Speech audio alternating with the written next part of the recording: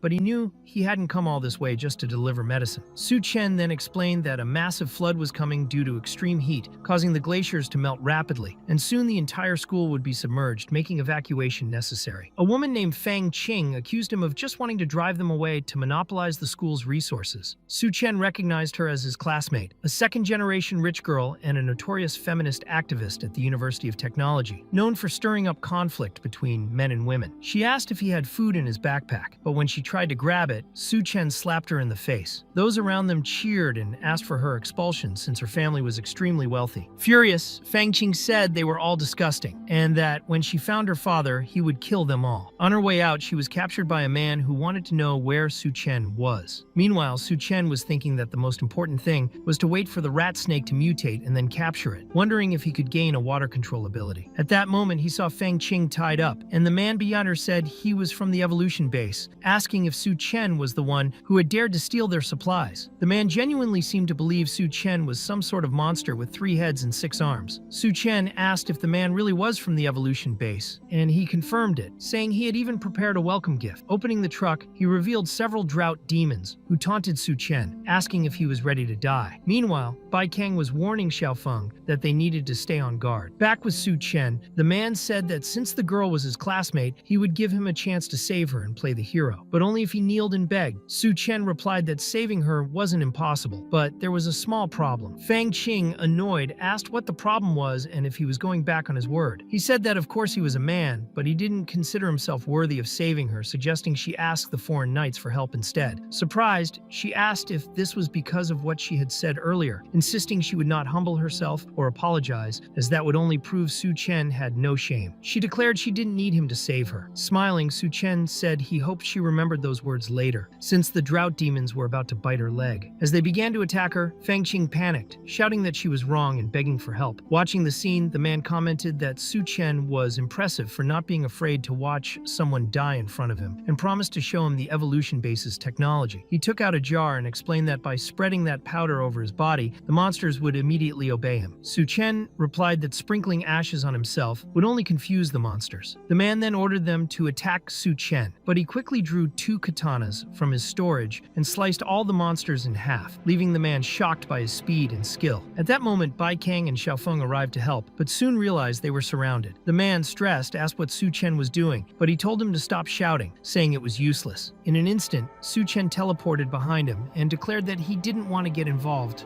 with the evolution base. But since the man had tried to kill him, he couldn't let him live. Then, with brutality, Su Chen ripped off his head, leaving Bai Kang stunned and wondering what kind of monster he he was. The scene shifted to Duanya, who was having a nightmare in which Su Chen abandoned her. Upon waking, she told herself she had dreamed of him again, and wondered when he would return. Determined, she thought that she would not become a burden to him. With a weapon in hand, she declared that she would become Su Chen's right hand. He opened a door, saying he had heard a strange sound coming from inside. The moment she turned, a drought demon appeared right in front of her. Startled, she realized that the table was blocking her path. When she tried to use her weapon, she accidentally dropped it. As the demon lunged to bite her, it hit only the chair. At that moment, she realized the monster was tracking her by scent, as it didn't seem to see. She concluded that if she made any sound, she would surely die. Moving slowly to retrieve the weapon, she ended up attracting the demon's attention. However, she remembered Su Chen's teachings. With a quick motion, she used her shoe to kick the creature in the face. Taking advantage of the moment the monster fell, she grabbed an axe and muttered to herself that it was a shame Su Chen wasn't there to see that she wasn't useless. She then decided to extract the crystal core from the creature's brain, exactly as he had taught her. Meanwhile, at the University of Technology, Bai Kang and Xiao Feng followed Su Chen's advice and began organizing the evacuation of the students. Bai Kang contacted her brother, Bai Ming, asking him to lead the troops to ensure everyone's safety. At the same time, the Rat Snake King was undergoing special mutations. Su Chen was curious to see how far the transformation would go. He prepared a large bucket of water, knowing the creature needed it to complete the mutation. As soon as it entered the water, the creature transformed, becoming gigantic. Su Chen remarked to himself that if just one bucket of water caused this growth, a flood would be an enormous problem. Still, he said that if the snake submitted, he could accept it as a pet. However, it tried to flee. He lamented that its speed wasn't enough to escape. When he struck it, his katana broke. Since the blade was useless, he decided to crush it with his bare hands. He landed a powerful punch, but the snake quickly coiled around him. Just as it was about to devour him, the scene shifted to Bai Kang speaking with Bai Ming. She commented that if Su Chen never spoke to anyone, people would think he was mute. Bai Ming asked if she really liked him, because if he stayed there, he would end up dead. Bai Kang replied that wouldn't happen, because from the first time she saw him, she could tell he was incredibly strong, almost like a monster. Back in the fight, Su Chen grabbed the snake by the neck. He remembered that snakes had highly developed nerves and could still bite even after being decapitated. He threw it to the ground, stomped on its mouth, split it in half, and took its crystal core, saying he wanted to see what ability he would get. It was then narrated that extreme heat had destroyed humanity's will, and afterward, the flood that swept across the entire world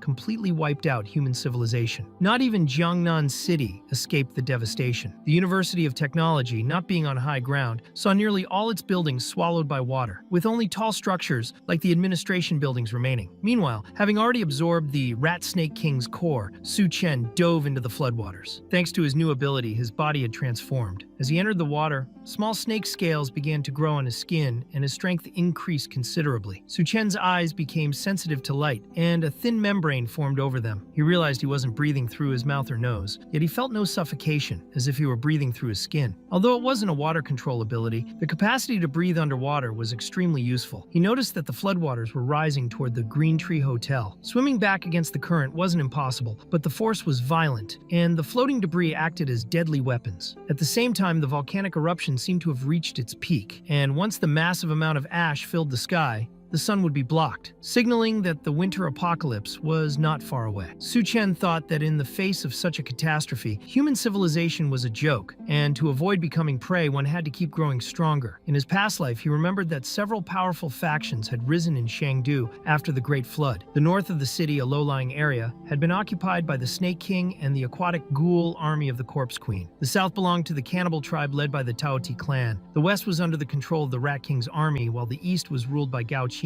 the infamous skull crusher of the Green Tree Hotel. Su Chen had nearly lost his life to them in the past. Now, having already defeated Gao Qiang and the Snake King, his next goal was to obtain the remaining crystal cores. However, the Taoti clan had large numbers, and the Corpse Queen's group was shrouded in mystery. In his previous life, he also remembered that a rat plague had broken out at the University of Technology, and he believed the Rat King was still there. If he found it early, he could obtain the crystal core with minimal effort. As he analyzed the situation, Su Chen looked down and realized he was completely surrounded. Two men were trying to escape the flood when one of them noticed someone approaching. It was Su Chen himself. Angry, they said they were only there because they had been assigned to watch him. The man in the higher position remarked that the boy was incredibly fast and seemed to be followed by something. They wondered what those creatures were behind him and how he could swim so quickly against the current. The two men shouted that they were from the evolution base and ordered him not to come closer. Su Chen was surprised that, in this life, the base's influence had already spread so early. He saw it as a good opportunity to find out what was going on and, without hesitation, climbed up to them and kicked one man in the head, sending him falling. The other caught his companion's arm, preventing him from being swept away. From above, Su Chen demanded they tell him everything about the evolution base. The man refused, saying he would never reveal anything. Just then, his friend was pulled underwater by one of the monsters. Su Chen simply commented that since he had been dragged down, he couldn't be blamed anymore. The man jumped into the water to save his friend, but just as both were about to be devoured, Su Chen intervened and rescued them. This made them wonder if he was really human. After everything, they returned to the surface, and one of the men said he would tell what he knew. He explained that they had been sent by the volunteer base to monitor him, and that this base was located at the University of Technology, organized around lab researchers led by Liu. Su Chen remembered that in his past life, the rat plague had started precisely at the University of Technology, and he realized this infestation might also be connected to the evolution base. He asked if they were researching mutant rats in the lab, but the man replied that only researchers could enter, so he didn't know anything. Even so, Su Chen decided he needed to investigate before the plague began. Meanwhile, Duan Ya, still at the Green Tree Hotel, had managed to extract the crystal core from a drought demon's brain. She was startled to see that the water had reached that floor. At that moment, several tentacles wrapped around her, preventing her from moving. There were so many that she could barely react, and she hadn't yet had time to adapt to her new ability. She remembered what Su Chen had told her. Upon consuming a crystal core, one would gain an ability, but it was hard to predict which. She also recalled asking him how to use a power she didn't yet know, and he had answered that she just needed to feel the changes in her body to master it. At that moment, Duanya felt a strange energy flowing inside her. She focused and sensed the creatures' minds, ordering them to stop. Instantly, they froze. With her axe, she finished each one off, complaining about being filthy and saying she needed a bath. Suddenly, a voice behind her asked if he could join her. Startled, Duanya turned to see Su Chen. Overjoyed, she ran and hugged him, saying she had been worried about him. But when she embraced him, she felt something strange against her and realized he was completely naked. The scene shifted to the two bathing together in a tub. Su Chen asked if she had awakened an ability, and she wanted to know if he had seen everything. He replied that he hadn't seen, but could tell by the temperature of her mouth, then asked what her new power was. Duanya said it was probably a mental control ability. He then asked if it worked on food, but she admitted she didn't know and would need to train. Dressed in fresh clothes, Su Chen suggested they practice like last time. At that moment, he released a sinister aura, frightening her. She wondered what kind of mental power that was and realized that, without his consent, she would have fainted trying to influence him. Su Chen praised her ability, and so they began a peculiar training session. The next day, Su Chen was teaching Duan Ya how to shoot. She asked if he had the time, since he needed to go to the University of Technology, but he said he wanted to help her get comfortable with the weapon. He also asked if she had said before that she was from the University of Medicine, and when she confirmed, he asked what was wrong with that. Su Chen told Duan Ya it was time for her to prove her usefulness to him. They traveled by boat, and she asked if it was okay to dress the way she was. He replied that even if she wore nothing, no one would dare do anything to her. During the trip, Duan Ya asked if he had ever been to the University of Technology. Su Chen said he had only gone to see one person, but didn't know if she had survived. After some time, they finally arrived at the University of Technology. As soon as they disembarked, Su Chen shielded Duan Ya because someone was shooting at them. The armed man asked who they were, and Su Chen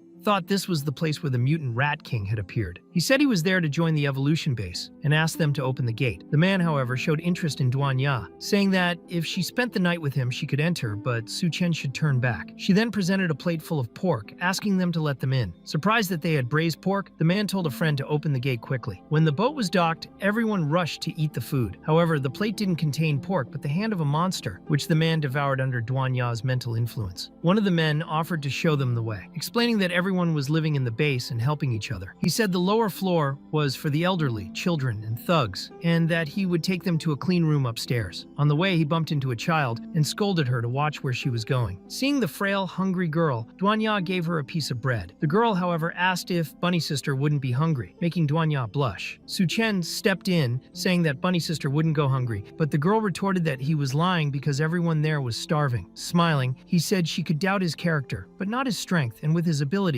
made a feast appear before her. Everyone wondered where the food food had come from. At that moment, some men arrived asking who was cooking, saying that all supplies had to be handed to them before being distributed, and demanded to know who was breaking the rules. The little girl was frightened, but Duanya reassured her and said that if they wanted food, they'd better enjoy it. Then, she revealed a massive banquet, which everyone threw themselves at without hesitation. The men commented that she was very understanding and therefore wouldn't be punished, but the man beside her certainly would. They declared his punishment would be a fight to the death against two opponents. When he saw the opponents, Su Chen realized they were the same people he had seen during the flood. The little girl began to cry, saying those two were her brothers and begging for them to be spared. The men explained that the two had been given a mission but had failed to deliver contribution points in return. Therefore, they were sentenced to death. However, killing them directly would be a waste, so they had arranged this fight instead. The man said that since they knew each other, the duel would be much more interesting. He added that if Su Chen lost, Duanya and the girl's brothers would all be sent to the bottom of the sea. Su Chen noticed that those men were in a frenzied state and wondered if someone had used some kind of drug on them. At that moment, the men released the two hostages, who immediately rushed at Su Chen. However, he reacted quickly and managed to knock them both out at the same time, putting them to sleep. The little girl present began to cry, but Duanya tried to calm her, saying that everyone would be fine. One of the men couldn't believe Su Chen had defeated the opponent so quickly. With an arrogant tone, he said that since he was in a good mood, he would pretend nothing had happened if Su Chen handed over all his supplies. Su Chen questioned why he should give up what was his, and the man explained that everyone needed to obey the orders of Chief Liu. Another added that it was necessary to accumulate contribution points, which could be obtained by trading found resources or delivering supply points. Su Chen thought about the possibility that these points worked like money and realized that it was advantageous for certain people to create rules like that. He replied that his supplies had already been consumed by them and therefore they had nothing left. At that moment, a man appeared offering them work, promising lodging, food, and a high salary.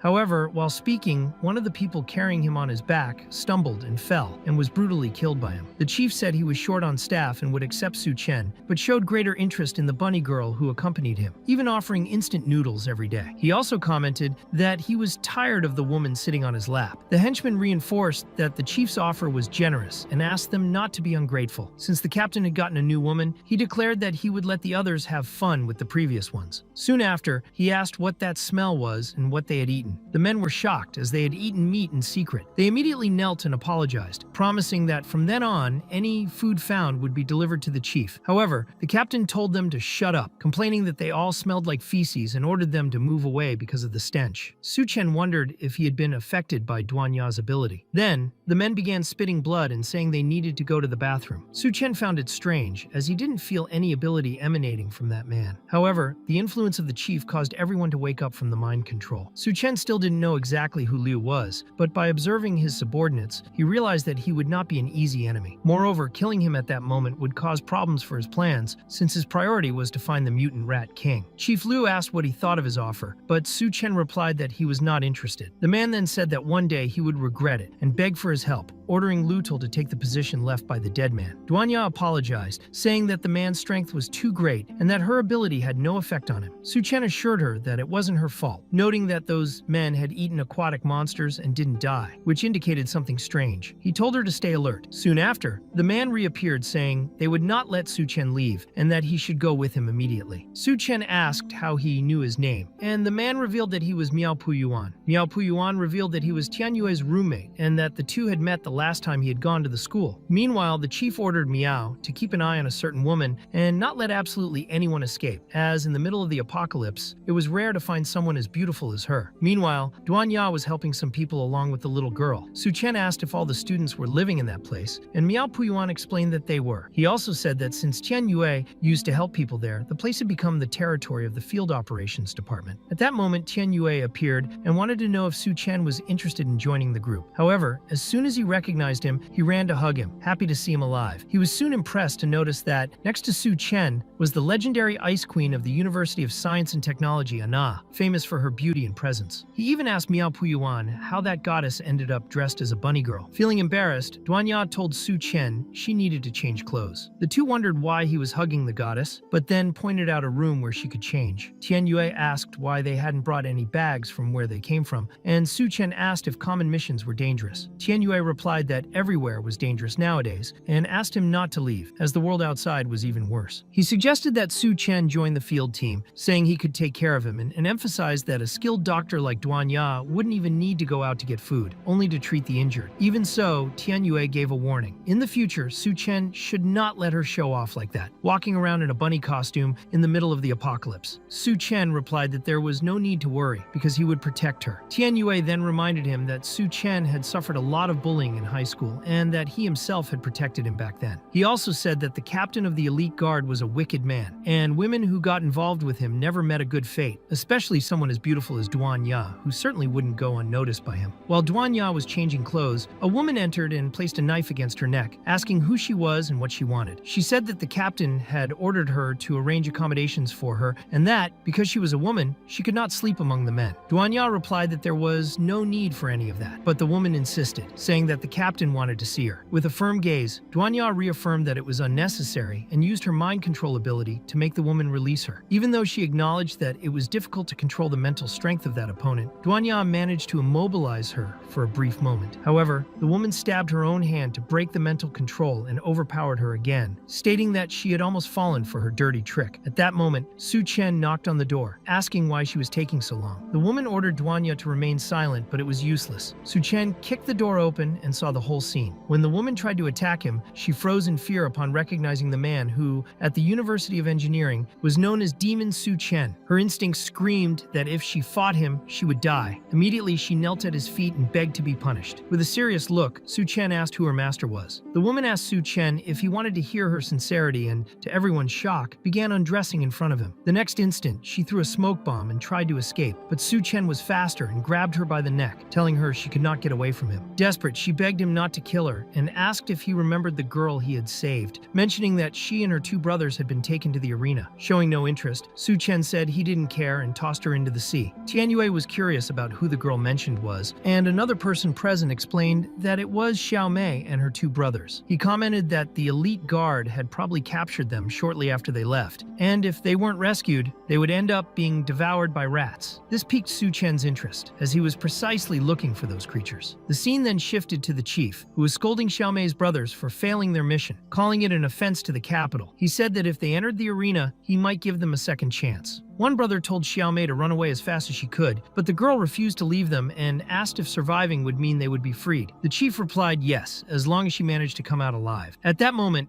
a giant rat appeared behind Xiao Mei and bit her arm. She remembered when her brothers had found poisonous mushrooms and eaten them first to protect her, confirming that they were indeed dangerous. At the time, they promised that by completing the mission, they would earn contribution points and never go hungry again. But now, the situation was completely different. The chief kicked them, hanging them up, and ordered them to shut up. Determined, Xiao Mei grabbed a piece of wood and drove it into the rat's eye, managing to free herself and declaring that she would save her brothers. However, the rat caught her again and immobilized her. The chief, smiling with disdain, said that trash like her deserved to die. Crying on the ground, Xiao Mei begged for help, not knowing who could save her at that moment. To everyone's surprise, Su Chen appeared and struck a devastating blow to the rat's head, making it explode. His strength left everyone stunned. Upon examining the body, Su Chen realized there was no crystal core, and that the monster seemed to be just a variation of the mutant creatures. The chief, enraged, declared that if Su Chen wanted death, he would grant it. Meanwhile, Duan Ya and her allies managed to rescue Xiao Mei and her brothers. One of the brothers thanked the doctor for saving them, but Xiao Mei made sure to say that the one who had truly saved them was Su Chen. Elsewhere, the scarred woman was speaking with a man, who asked if that was the special research material she had mentioned. She confirmed, explaining that with it, they could solve the problem of unstable apocalyptic genes, revealing that those rats were the result of the latest technology, bigger and fiercer than before. The man remarked that if Su Chen were to die there, he would not be worthy of being used as experimental material. Su Chen quickly defeated all the rats, but grew frustrated upon realizing that none of them had a crystal core. Then, the man declared that Su Chen was the experiment he needed and ordered Chief Guo and Tian Yue to capture him, dead or alive. Xiao Mei urged Duan Ya to leave as quickly as possible, but she refused, stating that she would not leave while Su Chen was still there. Meanwhile, Guo commented to Tian Yue that he had heard the two were brothers, but pointed out that they had only survived the apocalypse because of the chief, and now Tian Yue needed needed to make a choice. Su Chen asked Tian Yue what was going on, and he explained that the man upstairs was named Liu Hun Yun. At the start of the apocalypse, Liu had developed a potion capable of making people stronger, using it to take control of the entire school. However, the potion required trading a large portion of one's life force for power, and when someone stopped receiving it, they became weaker than anyone else. Su Chen asked if, should he find a way to solve that problem, Tian Yue would join him. But his brother replied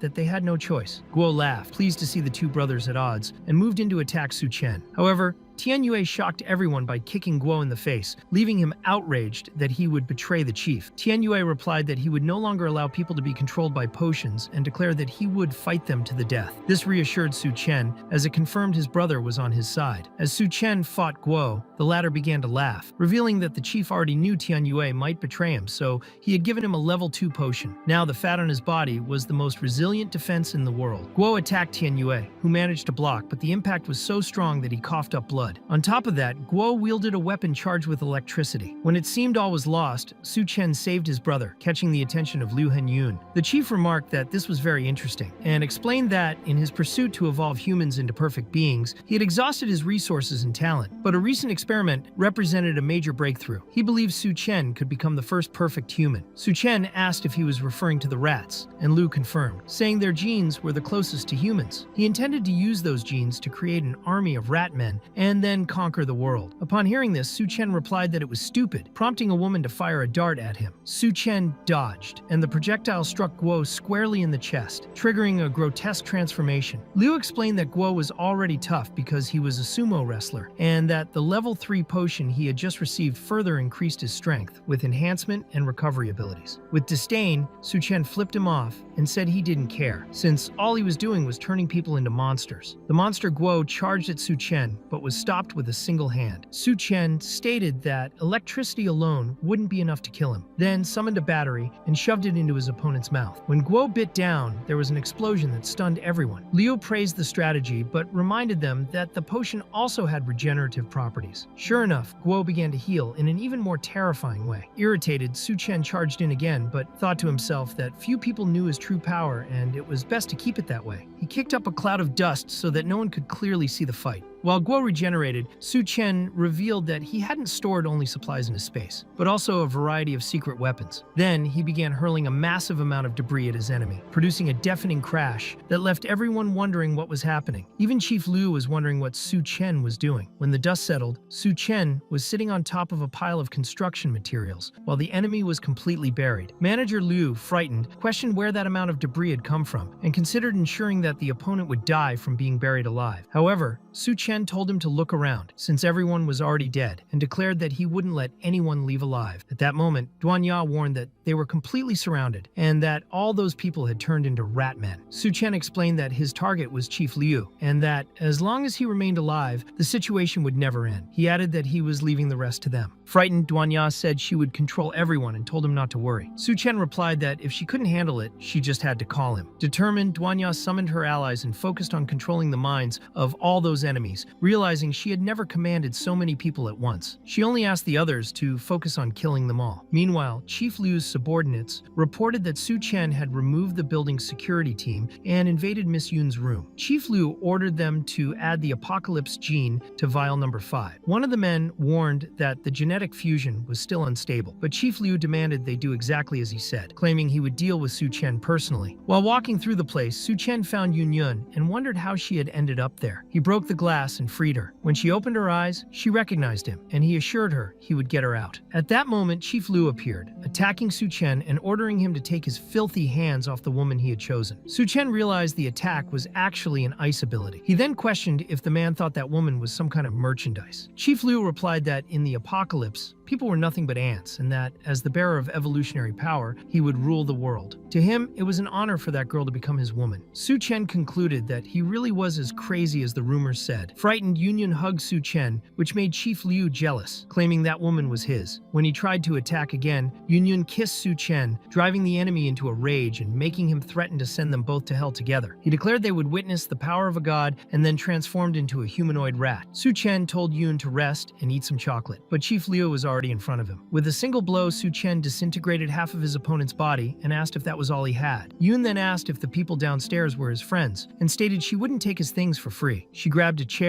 broke the glass, and said she was going to help them. As she jumped, she activated her ability and transformed into a giant woman, leaving everyone shocked. She introduced herself as Yun, a friend of Su Chen, but soon realized she was completely naked. When the rat men started attacking her, she stomped on them, but ended up crying because, despite her size, she was afraid of rats. From above, Su Chen commented that Yun also had a very powerful ability. However, several rats began climbing her body, and he realized that defeating Chief Liu would not be easy. Chief Liu trapped Su Chen inside his own body, claiming it was practically immortal. Meanwhile, the people fighting below were puzzled when the rats stopped attacking, realizing that all of them were looking up. High above, a monster appeared, making some wonder if it was the Rat King. At that moment, Yun told everyone to get out of her way and asked where Su Chen was. Chief Liu replied that he no longer existed, and soon the rats began attacking again en masse, overwhelming those in battle. Suddenly, a hand from Su Chen emerged from Chief Liu's chest. He apologized for taking so long to find the crystal core, then split the Rat King's body in half, declaring that he finally had the crystal. Meanwhile, Su Chen's friends were still fighting the rat men. One ended up captured, another was exhausted and close to his limit, and Yun was starting to feel hungry again. In the midst of the battle, a monstrous creature landed among them. Duanya feared that Su Chen had failed, but the creature reassured her, revealing itself with his voice. Su Chen realized that the consciousness within the crystal core was still trying to devour him, but his mental strength was far greater, and he had no intention of losing. Tianrui asked if that being was really his brother, and Su Chen replied that he had done an excellent job. Then he looked at the surrounding rats and ordered them to disappear, making them all flee in fear. He thought that, even without being the true Rat King, simply possessing the crystal core was enough to intimidate them. At that moment, Tianyue began coughing intensely. Concerned, Su Chen asked if he was all right, and his brother revealed that what had been injected into him was actually a type of poison. He explained that it made people incredibly strong, but the more they used their power, the deeper the poisoning became. Su Chen asked how he could help, and was told that in Chief Liu's laboratory there was a gigantic corpse whose blood could be used to create a serum capable of curing him. Determined to act, Su Chen headed to the laboratory. On the way, he felt an intense oppression, as if there were a black hole in the area. Upon entering, he passed through what seemed to be a mental energy barrier and found a woman sitting inside. She called him colleague Liu, which made him think he had been mistaken. Looking into a mirror, he realized he had taken on Liu's form. Even suspecting it might be an illusion, he knew he had to wake up quickly. The woman asked him to sit beside her. When he did, she began to undress, and Su Chen concluded that he might have entered Chief Liu's mind. She explained she was only taking off her coat because the laboratory was stuffy. During their conversation, Su Chen asked if an object he saw was a crab, and she wanted to know if he was familiar with that animal's parasites. He replied yes, identifying it as a common parasite found in crabs. She confirmed, saying that parasite used its host for protection and lived in coexistence with it. The woman commented that she hadn't expected a visit from Liu and that his body looked more trained. Sitting on his lap, she heard Su Chen ask if she was trying to conduct an experiment on him. She replied that a test with him would be much more complex and would require a lot of time. Then she noted that the moon looked strange and told him that, as time passed, the situation had worsened until they ran out of food. Chief Liu, irritated because she had eaten his share, ended up grabbing a knife and taking her life, saying that at least this way he would have food again. Right after, Su Chen witnessed another of Chief Liu's memories, in which a rat evolved rapidly after consuming human flesh. Next, he saw Liu creating a detoxification serum from blood, while the woman's body, split in half and restrained by chains, was being used as an object of his experiments. Chief Liu stated that this woman was a perfect research specimen. With the data he possessed, he could call her a carrier of the apocalypse genes, and was eager to discover what surprises her brain might hold. Even so, he declared that the teacher would not die. He then grabbed a chainsaw and began searching for the crystal core inside her. After some time, the woman asked why he wasn't eating, since he seemed to want it so much. Chief Liu responded by smashing the object in his hand, saying it was nothing but a piece of rotten meat. She asked how he had found out, and he explained that if it were truly the crystal core, she would have been dead long ago. At that moment, the illusion in which Su Chen took the form of Chief Liu completely shattered. The woman commented that he had destroyed her illusion. Su Chen stated that he would open her brain with his own hands, but she asked him to wait, saying she was just a wounded woman and could grant him her power if he let her go. He refused, explaining that once the crab parasite enters a host's body, the host inevitably loses consciousness. He then opened her head, removed the crystal core, and realized there was likely an antidote among the potion vials in the room. It was explained that when the crab parasite settles inside a host, it spreads root-like branches throughout the body, connecting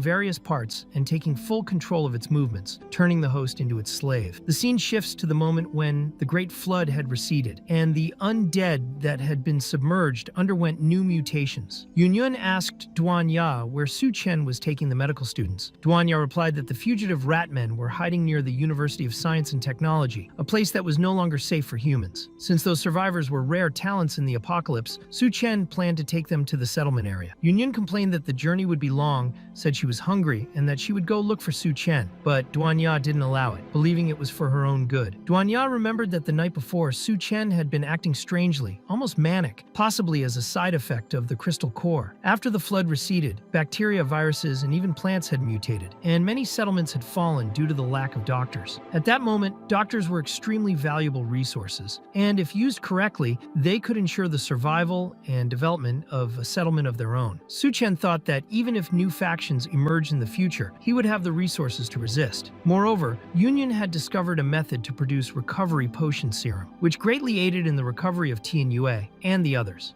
All the supplies and research from the laboratory were taken into his personal storage space. The Rat King's core enhanced his berserk ability, increased his physical strength, and also granted him an ice ability. Although he could only condense small amounts at the moment, he planned to strengthen it in the future. There was also a starving mutant corpse in the laboratory, whose crystal core granted him 2 mental type abilities, though he did not acquire the illusion power. While talking, some men asked about a noise they heard, and Su Chen revealed that his first mental ability was mental perception. This new ability likely came from the mutant corpse, allowing Su Chen to see the heat emitted by the blood of creatures within a 30-meter radius. Using it, he realized they were about to walk into an ambush set by the Taotie clan. Xiao Miao then told them to look up, where they saw a woman tied up in the middle of a traffic light. A boy recognized her as a roommate named Rui. As everyone prepared to help her, Su Chen warned them not to meddle in other people's affairs, but the woman insisted he was being too cold and that they couldn't just stand by. They tried to untie the ropes, but were attacked. One of the men grabbed the woman and commented that she smelled nice, while her friend was killed by another attacker. One of the creatures suggested keeping her alive for breeding, since her scent was so appealing. Duanya asked if it was bait, and Su Chen confirmed it. When she asked if they were safe, he replied it was exactly the opposite. They were completely surrounded by the Taotie clan. Determined to test his new ability, Su Chen activated his corpse control technique, making the undead attack the enemies. When they tried to escape, he blocked the exit and declared that, since the Taotie clan had no crystal cores, he would let the mutant corpses play with them. The scene shifts to the Hecheng settlement area. A man appeared, asking who dared to invade his territory. Duanya explained they were coming from the University of Science and Technology, but he replied that people like them were not welcome and should leave. Duanya argued that it was a settlement area and therefore he couldn't expel them. She tried to control the man's mind but failed, becoming frustrated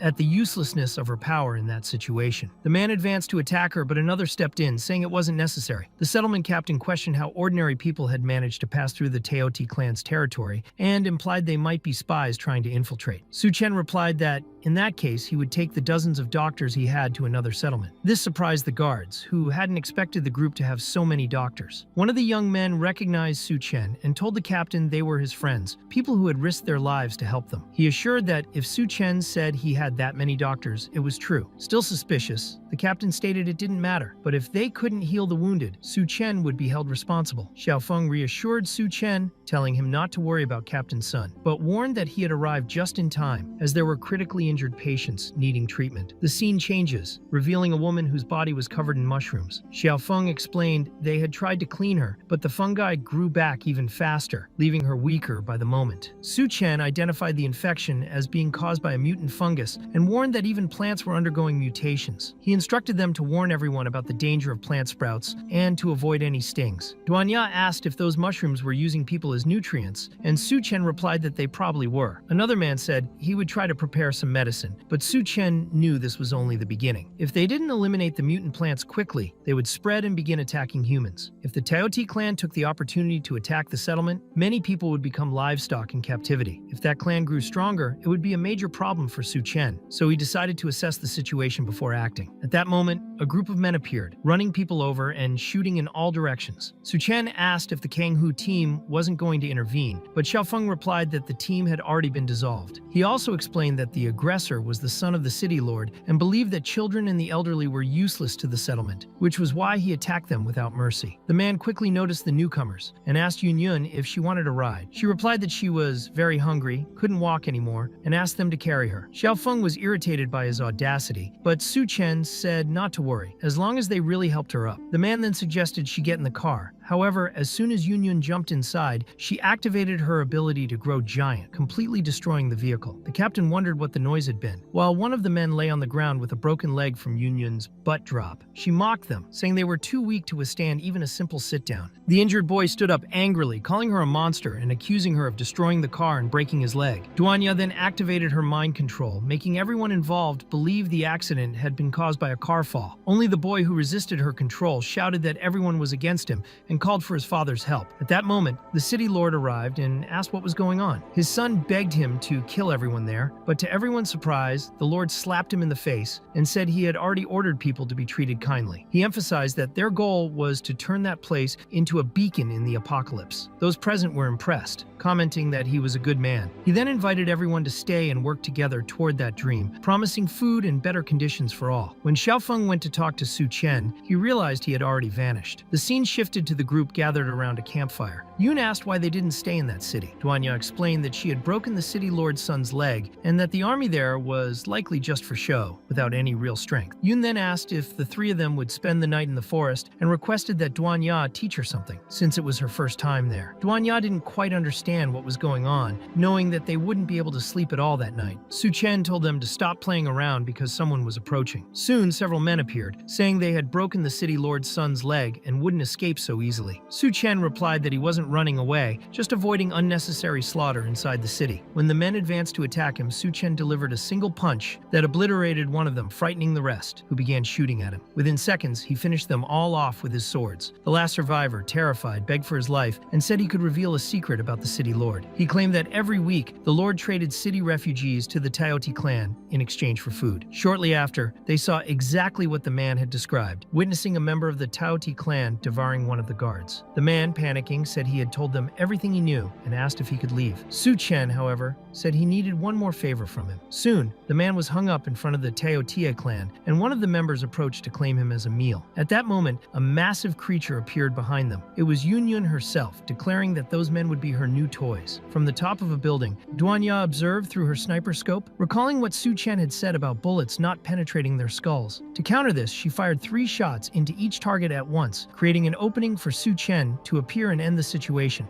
After that, they stayed in a house. Duanya asked how he had discovered the deal between the city lord and the Taoti clan, and Su Chen explained that he had heard about people doing such things in settlements a long time ago, but simply wanted to test and see if he could find anything. The bed and food they used had been taken from his dimensional space. Duanya remarked that if he wanted to establish a settlement, he could look for another place without getting involved in that mess. Su Chen explained that creating a base was time-consuming and laborious, so he preferred to find someone reliable and skilled for the job, and that person was in the city of Hecheng. Meanwhile, Yun Yun was disappointed that they had started without her. Both Duanya and she said that thanks to Su Chen, they could live like humans in that apocalypse, and that night they would fulfill all his desires. The next morning, City Lord Zhang saw a bald man severely injured by the Taoti clan and suspected that there was some problem with the deal. He immediately ran to the clan's tribal area. The clan leader said they had lost 1 man, but that the other side had lost 3 warriors, demanding double the people in compensation. Lord Zhang agreed it was settled, but at that moment, Su Chen appeared, confirming their words, and revealing that he had already heard Lord Zhang was close to the Taoti clan. The clan members recognized Su Chen as the one who killed their friends, and the leader asked how he dared kill 3 of his subordinates. Lord Zhang stated that Su Chen would die soon, but that the people beside him would also be a problem. Back at the settlement, he declared that all traitors should pay, accusing the outsiders of pretending to be doctors to infiltrate and kidnap refugees, trading them for food with the Taoti clan. General Gao intervened, saying that, from From what he knew, Su Chen was a very trustworthy person. Lord Zhang questioned Gao Yue about why he was trying to defend him and demanded proof that they were not traitors. Then, Su Chen, standing atop a building, said he could prove it and presented as a witness the leader of the Tao Ti clan himself, astonishing everyone that he had defeated the entire Tao Ti clan on his own. Su Chen asked the Tao Ti clan leader to speak louder, saying he couldn't hear well. The leader then revealed that the one who had negotiated with them was, in fact, the city lord, which enraged the population against Lord Zhang. He tried to defend himself, claiming it was all slander, but it became clear he had indeed conspired with the Tao Ti clan. At that moment, General Gao delivered a powerful punch to the lord's face, calling him trash. With red eyes, Lord Zhang admitted it was true, and explained that, in the apocalypse, supplies had long been under the control of the Tao Ti clan, who were only waiting for the right moment to capture them. According to him, by sacrificing a few bandits, many people could be fed, and for that reason, he believed he was doing a good deed. However, Su Chen struck the lord in the face and said that trading people for food to survive in that era was not wrong in itself, but that it was the choice of a coward. He then invited General Gao to join him in building his new base, one that would truly belong to human civilization. While reflecting, Su Chen remembered that, in his previous life, he had traveled through ruins until he found a safe haven, a utopian base without class divisions, without cries of hunger, where everyone was well-fed, clothed, and cared for. All of it had been created by its founder, none other than General Gao Yue himself, who is now merely the city's vice lord. Upon discovering the dark side of the place, Gao Yue decided to build his own base, and this time Su Chen would make it happen faster. Baikong commented that establishing a base would be very difficult, but another man reminded them that if they wanted to follow their own path, they couldn't remain under someone else's roof, making that decision the most sensible one. Lord Zhang, however, scoffed, saying that outside the city there were mutant beasts, and that without securing food they would all die. His son added that if they wanted to leave, they could go and die. Part of the population agreed, saying they didn't want to risk their lives, but others reminded them that Su Chen had defeated the Tao Ti clan leader and could probably bring food. They also mentioned that he was a user of a very powerful ability. Lord Zhang's son provoked him, saying Su Chen was no savior and that a base required many supplies. Su Chen replied that he didn't have much, but had enough to support around 2,000 people for a month or more. The lord, surprised, realized that this was the same amount of supplies he had in his own warehouse, and wondered where Su Chen had gotten it all. Meanwhile, Yun Yun crushed a man and asked why they thought Su Chen was so generous, revealing that he had simply emptied the base's warehouse. She then hugged Duan Ya, saying she was very hungry. Su Chen told General Gao that the time had come to make a decision. Gao Yue stated that they could no longer stay there as they had no food or clothing, and seeing that they were being sold like cattle to the Tao Ti clan, he decided to build a new base alongside Su Chen. He declared that anyone who wanted to leave should step forward, as together they would create a place where everyone could live with dignity. The entire Konghu team and the White Tiger team joined them. Lord Zhang was furious to see his army abandon him and declared that no one could leave without his permission. His son, enraged, grabbed a gun and fired at Su Chen, blaming him for everything. Su Chen swiftly dodged all the shots, grabbed the young man by the neck, and ordered the lord to have his soldiers lower their weapons, or he would break his son's neck. Lord Zhang ordered everyone to lower their weapons. Su Chen then asked General Gao Yue to take his soldiers and the refugees out of there. Gao Yue replied that they would wait for him at Shangyun University. Lord Zhang told Su Chen that since everyone had lowered their weapons, he should release his son, and then they would each go their own way. What the lord didn't mention was that a sniper was positioned on top of a building. Su Chen, alert, signaled to Duan Ya, who quickly fired and blew the sniper's head apart. He then told the lord that he would return his son and toss the body into the father's arms. However, no one expected that there was a grenade in the young man's mouth, which exploded violently in Lord Zhang's face. Even injured, the lord transformed and threatened to kill Su Chen. At that moment, Su Chen mentally confirmed the rumors he had heard in his previous life. Lord Zhang was, in fact, a Tao Ti clan infiltrator disguised as a human. What surprised him was discovering that he was level 2. Before leaving, Su Chen thought that the next time they met, the lord wouldn't be so lucky. Changing scenes, the group located the supermarket Su Chen had mentioned, a place stocked with supplies. The goal was to completely wipe out the Tao Ti clan and bring all resources to the new base. However, when they arrived for the attack, they saw that the clan had already been completely wiped out. Xiaofeng reported that the supplies had been loaded into several trucks, and the fuel tank was completely full, enough to supply the new base. Captain Sun commented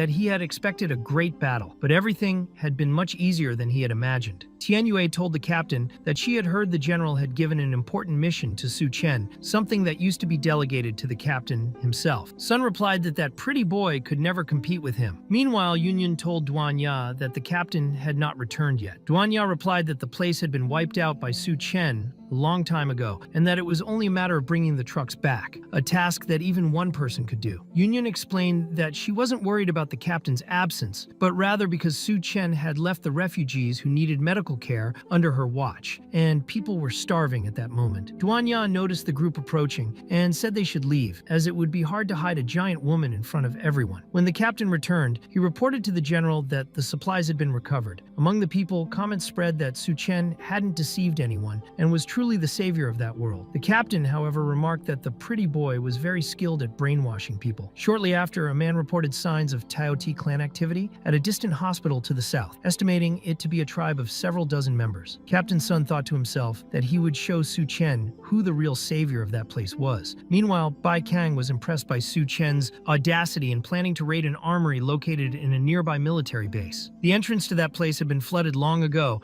and was certainly infested with mutants. Bai Ming questioned how the three of them could enter such a dangerous place, but Su Chen told them not to worry and asked them to take him there. Bai Kang agreed to guide him, but said they would need a vehicle. Su Chen, however, assured them that this wouldn't be a problem and pulled a car out of his dimensional space, leaving everyone shocked and wondering if it was some kind of magic. They then got into the vehicle and headed for their destination. Meanwhile, some men were throwing people into a lake to distract the aquatic creatures. One of them reflected on how the city's supplies had mysteriously disappeared, and that if they couldn't get more resources, everyone would die. Another said that now that the aquatic ghouls had been lured away with bait, anyone who went down there would be rewarded by the city lord with a woman. One man commented that in his past life he had no money at all, but now, in the apocalypse, he was willing to risk everything. Xiaofeng explained that group was the city lord's army, and that apparently they were also after the supplies stored in the military base. Bai Kang revealed she knew a back entrance that would allow them to avoid the army, but warned that they would have to dive. Su Chen agreed with the strategy and decided to follow the plan. During the descent, Bai Kang ran out of air, and Su Chen passed oxygen to her through a kiss. At that moment, they were surrounded by aquatic mutants, but suddenly the creatures stopped, leaving Bai Kang confused and suspecting it had something to do with Su Chen. He then told Bai Ming to get ready to hunt the monsters and drew their attention to himself. As the two surfaced, they wondered if Su Chen was truly human. When he returned, Su Chen commented that there were many aquatic creatures, but he had only managed to get one white core. Bai Kang was surprised that he obtained a core so quickly and still considered it too little. Xiaofeng explained that although white cores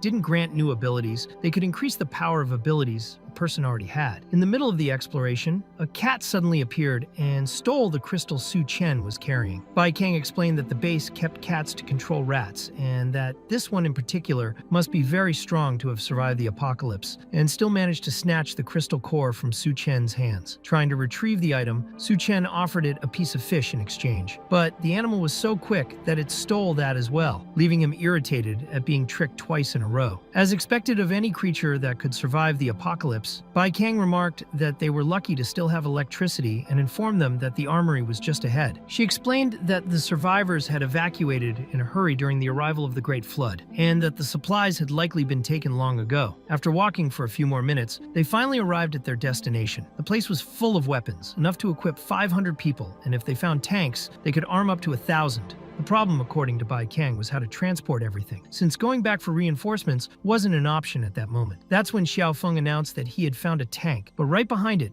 there was a strange creature that began firing at the vehicle. Quickly, Su Chen expanded his dimensional space and stored the entire contents of the warehouse. Xiaofeng asked if he could also absorb the monster, but Su Chen explained that he couldn't store living mutant creatures. At that moment, Bai Kang offered to lure the enemy away so the others could escape, but Su Chen grabbed her in his arms, which startled her. The creature advanced, and he skillfully dodged, telling Bai Kang to check if Xiaofeng was alright while he dealt with the mutant beast. She ran off, shouting for him not to dare die. Now face to face with the creature, Su Chen noted that he had never heard of a mutant like that in the region, but the most important thing was that its crystal core would be his no matter what. Meanwhile, The city lord's soldiers noticed someone had arrived before them. However, their attention was diverted when they saw a rabbit that, despite its harmless appearance, wore a disturbing smile. Before they realized the danger, the animal ferociously attacked them all. Back at Su Chen's fight, he realized that the level 2 creature's body was as tough as steel, similar to Lord Zhang, who had survived an explosion unharmed. He concluded that he needed to eliminate the parasitic vine lodged in the monster's brain, but ended up ensnared by its tendrils. Using his time leap ability, he teleported away and escaped the attack. Behind him, the mysterious kitten appeared again, and Su Chen remarked that the place was too dangerous for it, though he also remembered that the animal was a mutant creature as well. Meanwhile, Bai Kang was trying to help Xiao Feng, but ended up spotting the city lord's men and wondered what they were doing there. All those men bore the same sinister expression as the rabbit from before. Meanwhile, the cat with Su Chen suddenly grew, transforming into a giant creature. Su Chen realized that this cat and the other monster were mortal enemies, and that the crystal core had likely been used as bait to lure them there. Deciding to take advantage of the situation, he mounted the mutant cat,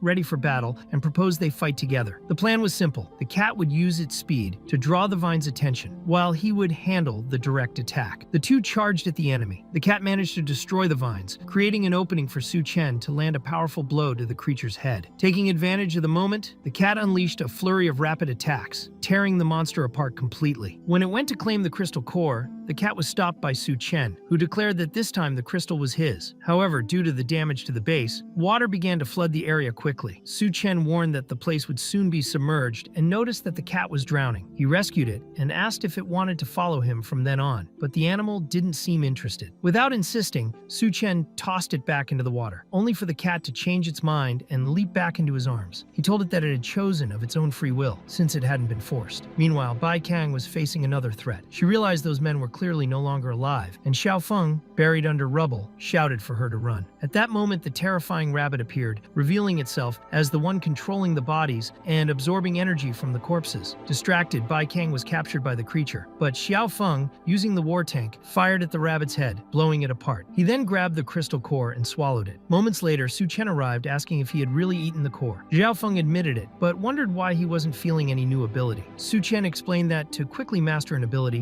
one needed real battle experience. Bai Kang, curious, asked if he was really trying to raise a cat in the middle of the apocalypse, and he confirmed it, saying the animal would follow his orders from then on. The scene then shifted to the city center, where a woman was tied up, surrounded by Taioti tribe members. Nearby, another woman was threatened. If she didn't comply, she would share the same fate. With no other choice, she declared she would do whatever they wanted. At that moment, the Taioti tribe noticed someone approaching and was puzzled, wondering where that man had come from. Meanwhile, Bai Kang questioned whether Xiao Feng could really handle 3 Taoti clan members on his own. Su Chen assured her she didn't need to worry, as he wasn't just watching. He knew that, in his past life, Xiao Feng had been called the human nuclear bomb, and that if he wanted to fully master his abilities, nothing would be a better teacher than a real battle. The 3 monsters charged at Xiao Feng, while Bai Kang watched anxiously, fearing he would be killed at any moment. Su Chen, however, noticed that his ally had found a way to use his abilities effectively. The monsters, on the other hand, wondered how he was still unharmed, until Xiao Feng revealed that he had absorbed the energy from their blows, activating his plunderer ability. In no time, they felt their strength being drained away, as if swallowed by a black hole. Su Chen recognized it as an extremely powerful skill. Suddenly, Captain Sun appeared wielding his axe and, with a swift motion, decapitated the 3 monsters. He remarked that he was lucky to have arrived in time, otherwise everyone would have been devoured by the Taoti clan. As a reward, he ordered all the food to be handed over to them. Xiao Feng asked how the captain could do such a thing, but Su Chen simply told him to get in the car, promising he would personally deliver the food to the captain. With his usual sarcasm, Su Chen handed him a box of dog food before speeding away. Meanwhile, one of the captain's subordinates asked why he hadn't taken the opportunity to kill Xiao Feng. Sun replied that he had tried, but strangely, the axe had veered off course. The subordinate pointed out that now that Xiao Feng had new abilities, they would inevitably be pushed away from the core of the base's power. The captain then declared that it was time to choose a new leader for the place. Far away, Su Chen reflected that Xiao Feng had let his guard down too much, and that if he hadn't thrown a stone to deflect Sun's axe, his companion would certainly be dead. If Sun hadn't done it out of personal grudge, then there had to be another reason, meaning he likely had his own power within the new base. In that case, Su Chen needed to settle things once and for all. The scene shifted to the construction site at the perimeter wall. where everyone was commenting on how amazing Yun was for building the wall so easily, as if it were child's play. At that moment, she noticed Su Chen had returned. Upon arriving, he told the cat not to run around scaring people. Bai Kang observed that the animal looked very happy, probably because it hadn't been outside for a long time. Xiaofeng asked if Su Chen wasn't afraid the cat might run away, but he explained that he had already given it lots of delicious food, so it wouldn't abandon them. Meanwhile, General Gao reported that he had secured an empty warehouse as Su Chen had requested, but wasn't sure if it was big enough. In an instant, the place became a depot full of supplies. The general asked if he planned to hide his abilities, but Su Chen replied that they were all in the same boat and that he wouldn't trust anyone else besides them. Gao promised to keep the secret. Bai Kang pointed out that the base still didn't have a name and suggested that because of Su Chen's contributions, it should be called Chen Guang. The general agreed, saying the name symbolized hope and rebirth. Su Chen thought that in his previous life, this had been the last safe base in the apocalypse, and now naming it was a great honor. Meanwhile, Duanya demonstrated her medical skills by removing a mutant plant from someone's body. When the kitten saw her with a scalpel, it remembered traumatic memories of losing its precious jewels. When she tried to pet it, it looked frightened. Outside, Duanya mentioned that when Su Chen returned, she would ask if she could keep the cat, since surviving alone in that world was very difficult. She opened the door to show their temporary residence, but Su Chen was already there waiting, saying he needed a bit of fun. She asked when he had returned, and he asked how she knew it was him. She explained that he was the only one immune to her spiritual abilities. Later, Duanya was bathing with the new kitten, saying she hadn't yet given it a name. Noticing its fur with golden patterns, she decided to call it Gold. Su Chen approved of the name and said that now they would all bathe together. Duanya asked if he had gotten anything good from the armory, and Su Chen showed her a core, explaining that with it he could evolve into a level 2 human. Alarmed, she asked if he was going to eat it, right there, remembering that last time it hadn't gone well. But it was too late. Su Chen had already swallowed the core, surprising her with the appearance of an evolved human. Outside, Yun, looking through the window, commented that Su Chen had just returned and hadn't even come to visit her, but ended up seeing more than she should and remarked that, like that, she would get mad at him. Looking at him directly, she asked what had happened, and Su Chen replied that she had arrived just in time.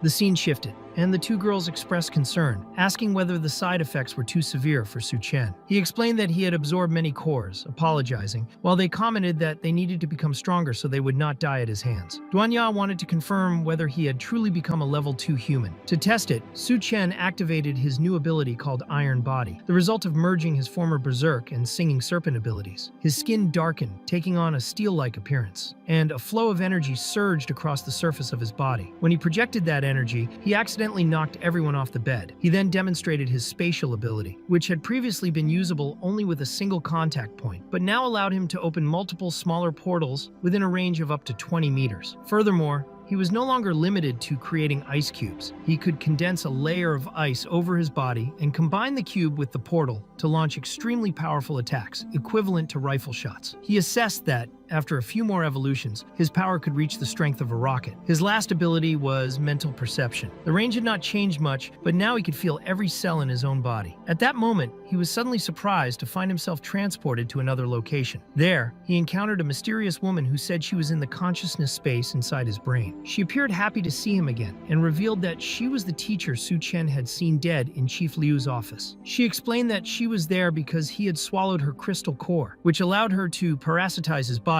and merge with him. Shocked at having been deceived, Su Chen questioned her intentions. She said she had been alone for a long time and had been waiting for him. Realizing the danger, Su Chen decided to use an ability to imprison her, but she also possessed power within that consciousness space. Even though she acknowledged he was stronger in the real world, in that environment, she could match him and also imprisoned him, declaring that no one would leave. The woman proposed a conversation and explained that she needed to absorb part of his capacity, assuring him it would not harm him. He did not trust her and asked what it would take for her to leave his body. She replied that she needed to find a female body with strong abilities to survive and asked for his help in locating one. In exchange, she promised to offer benefits. Su Chen agreed on the condition that if she tried anything against him, she would be eliminated. She accepted and asked to be freed. Thus, both were released at the same time, and Su Chen returned to consciousness. Duanya, noticing he had remained still, asked what had happened. He replied that it would be better to take measures to minimize risks. Su Chen froze the entire space where the mysterious woman was, enraging her. He realized his ice ability seemed even stronger within the consciousness, but he knew he had to quickly find a suitable body for her. Therefore, he he asked Duan Ya to introduce him to the women in the base. The request startled the girls, who questioned whether he was not already satisfied with the two of them, leaving Su Chen slightly embarrassed. The scene shifted to the base, where Duan Ya explained that around 1,300 people lived there. Among them,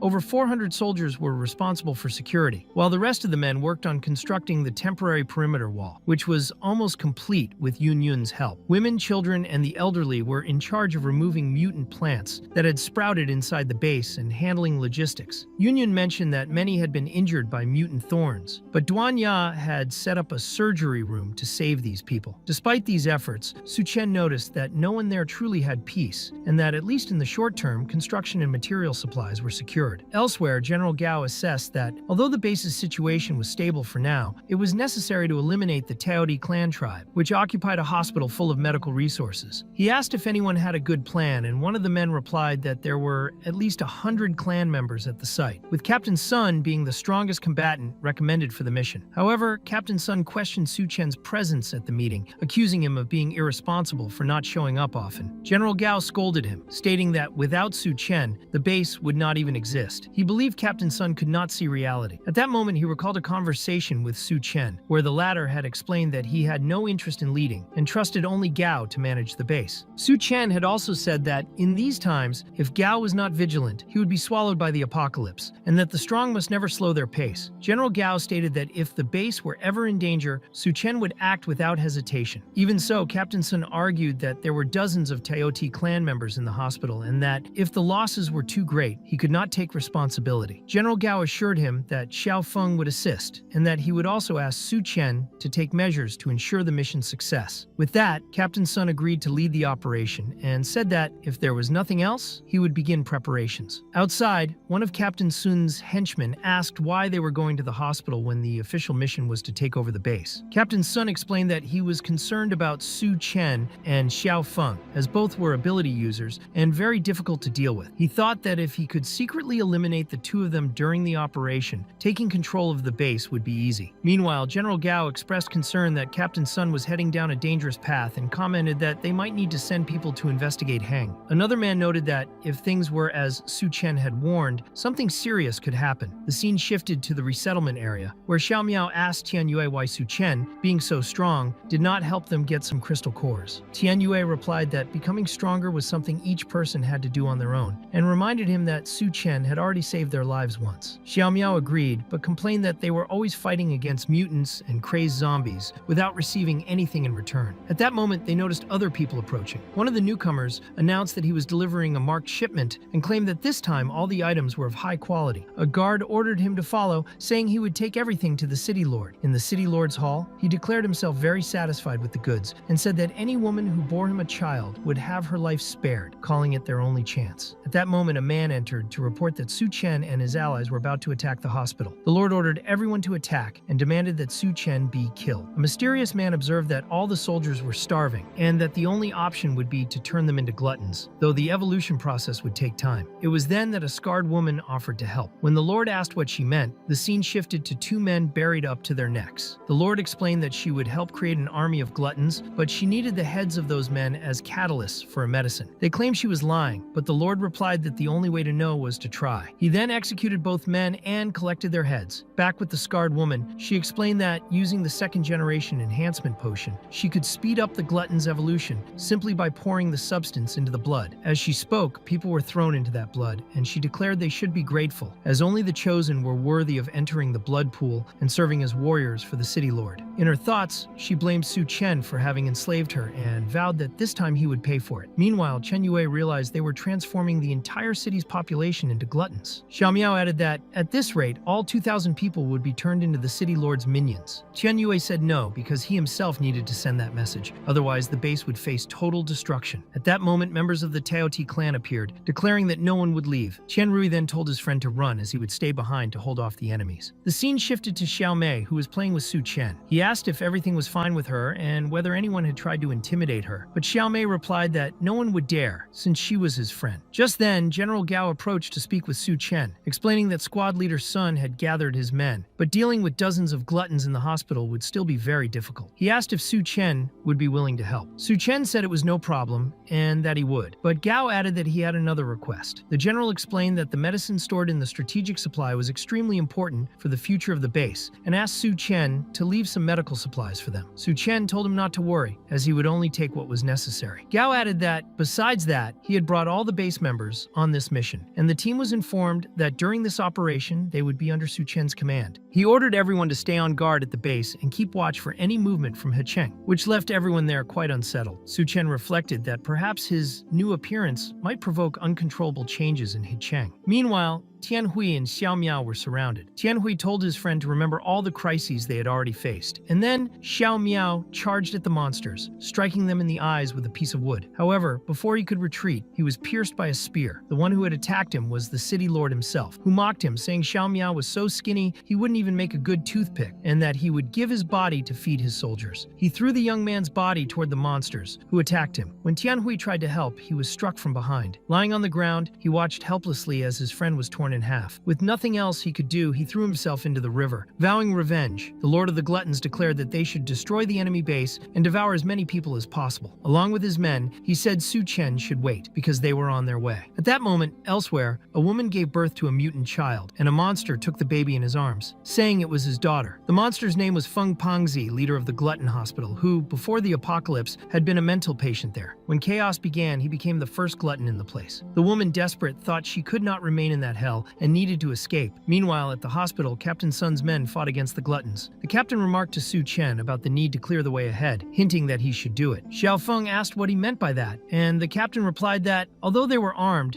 everyone there was just an ordinary person. Su Chen asked if he was being threatened, and the captain retorted, questioning whether it wasn't natural for a whisper to take the front in battle. However, Su Chen warned that those who pointed weapons at him usually never met a good end. The three ability users advanced to the front, and Captain Sun decided to let them face the gluttons first, planning to eliminate them when they were exhausted. He even commented that it would be a shame to kill such a beautiful woman as Duan Ya. But at that moment, the three suddenly disappeared, leaving everyone confused as to where they had gone. Xiao Feng wondered how they couldn't see them, and Duan Ya explained that she was controlling their optic nerves. Still, since Captain Sun was a whisper, he could sense something was wrong. Su Chen, activating his ability, stated that Sun wouldn't notice and began firing ice projectiles at everyone around. At that moment, the wall beside Captain Sun was destroyed by the chief of the Glutton Hospital. Looking around and above, everyone realized they were completely surrounded. They quickly began shooting at the gluttons, but the weapons had no effect. Soon, the monsters charged at Sun's group, killing all the soldiers. Even so, Sun was able to fight the gluttons evenly with only a few fighters left by his side. He accused Su Chen of setting up an ambush. During the battle, one of the soldiers spotted a Taioti child, but it was so fast that it killed him in the blink of an eye. Meanwhile, other soldiers commented on how impressive Captain Sun was, having taken down several gluttons at once. However, when he charged at Feng Pangzi, he was easily overpowered. The Taioti child then tore off both of his arms, but he managed to kick it away. At that moment, Su Chen appeared and told him he could not kill that person. Feng Pangzi was captivated by Duan Ya's beauty and proposed to Su Chen that if he handed her over, he could choose how he wanted to die. In response, Su Chen stepped forward and delivered a single punch, sending Pangzi flying. The glutton leader concluded that Su Chen was an ability user, and that his flesh must be delicious. The child asked if his father liked that woman, saying she was weak, but since he did like her, she would be his mother. He assured Duan Ya that he would not devour her, but said he was hungry and needed milk. Without hesitation, Duan Ya delivered a strong kick to the creature's head, making it wonder if that was what having a mother felt like, and even think it might be enjoying it. She continued delivering multiple kicks, and the child declared that his mommy was amazing, but now it was his turn to attack. It was then that Duan Ya realized he also possessed a secret ability, the power to move through darkness and attack. When the monster tried to strike her, the cat appeared and protected her. She warned Gold that the place was very dangerous. The enemy tried to attack her again, but the cat intervened once more. When she aimed at him, Duan Ya saw he had vanished. Hidden, he murmured that he had almost died.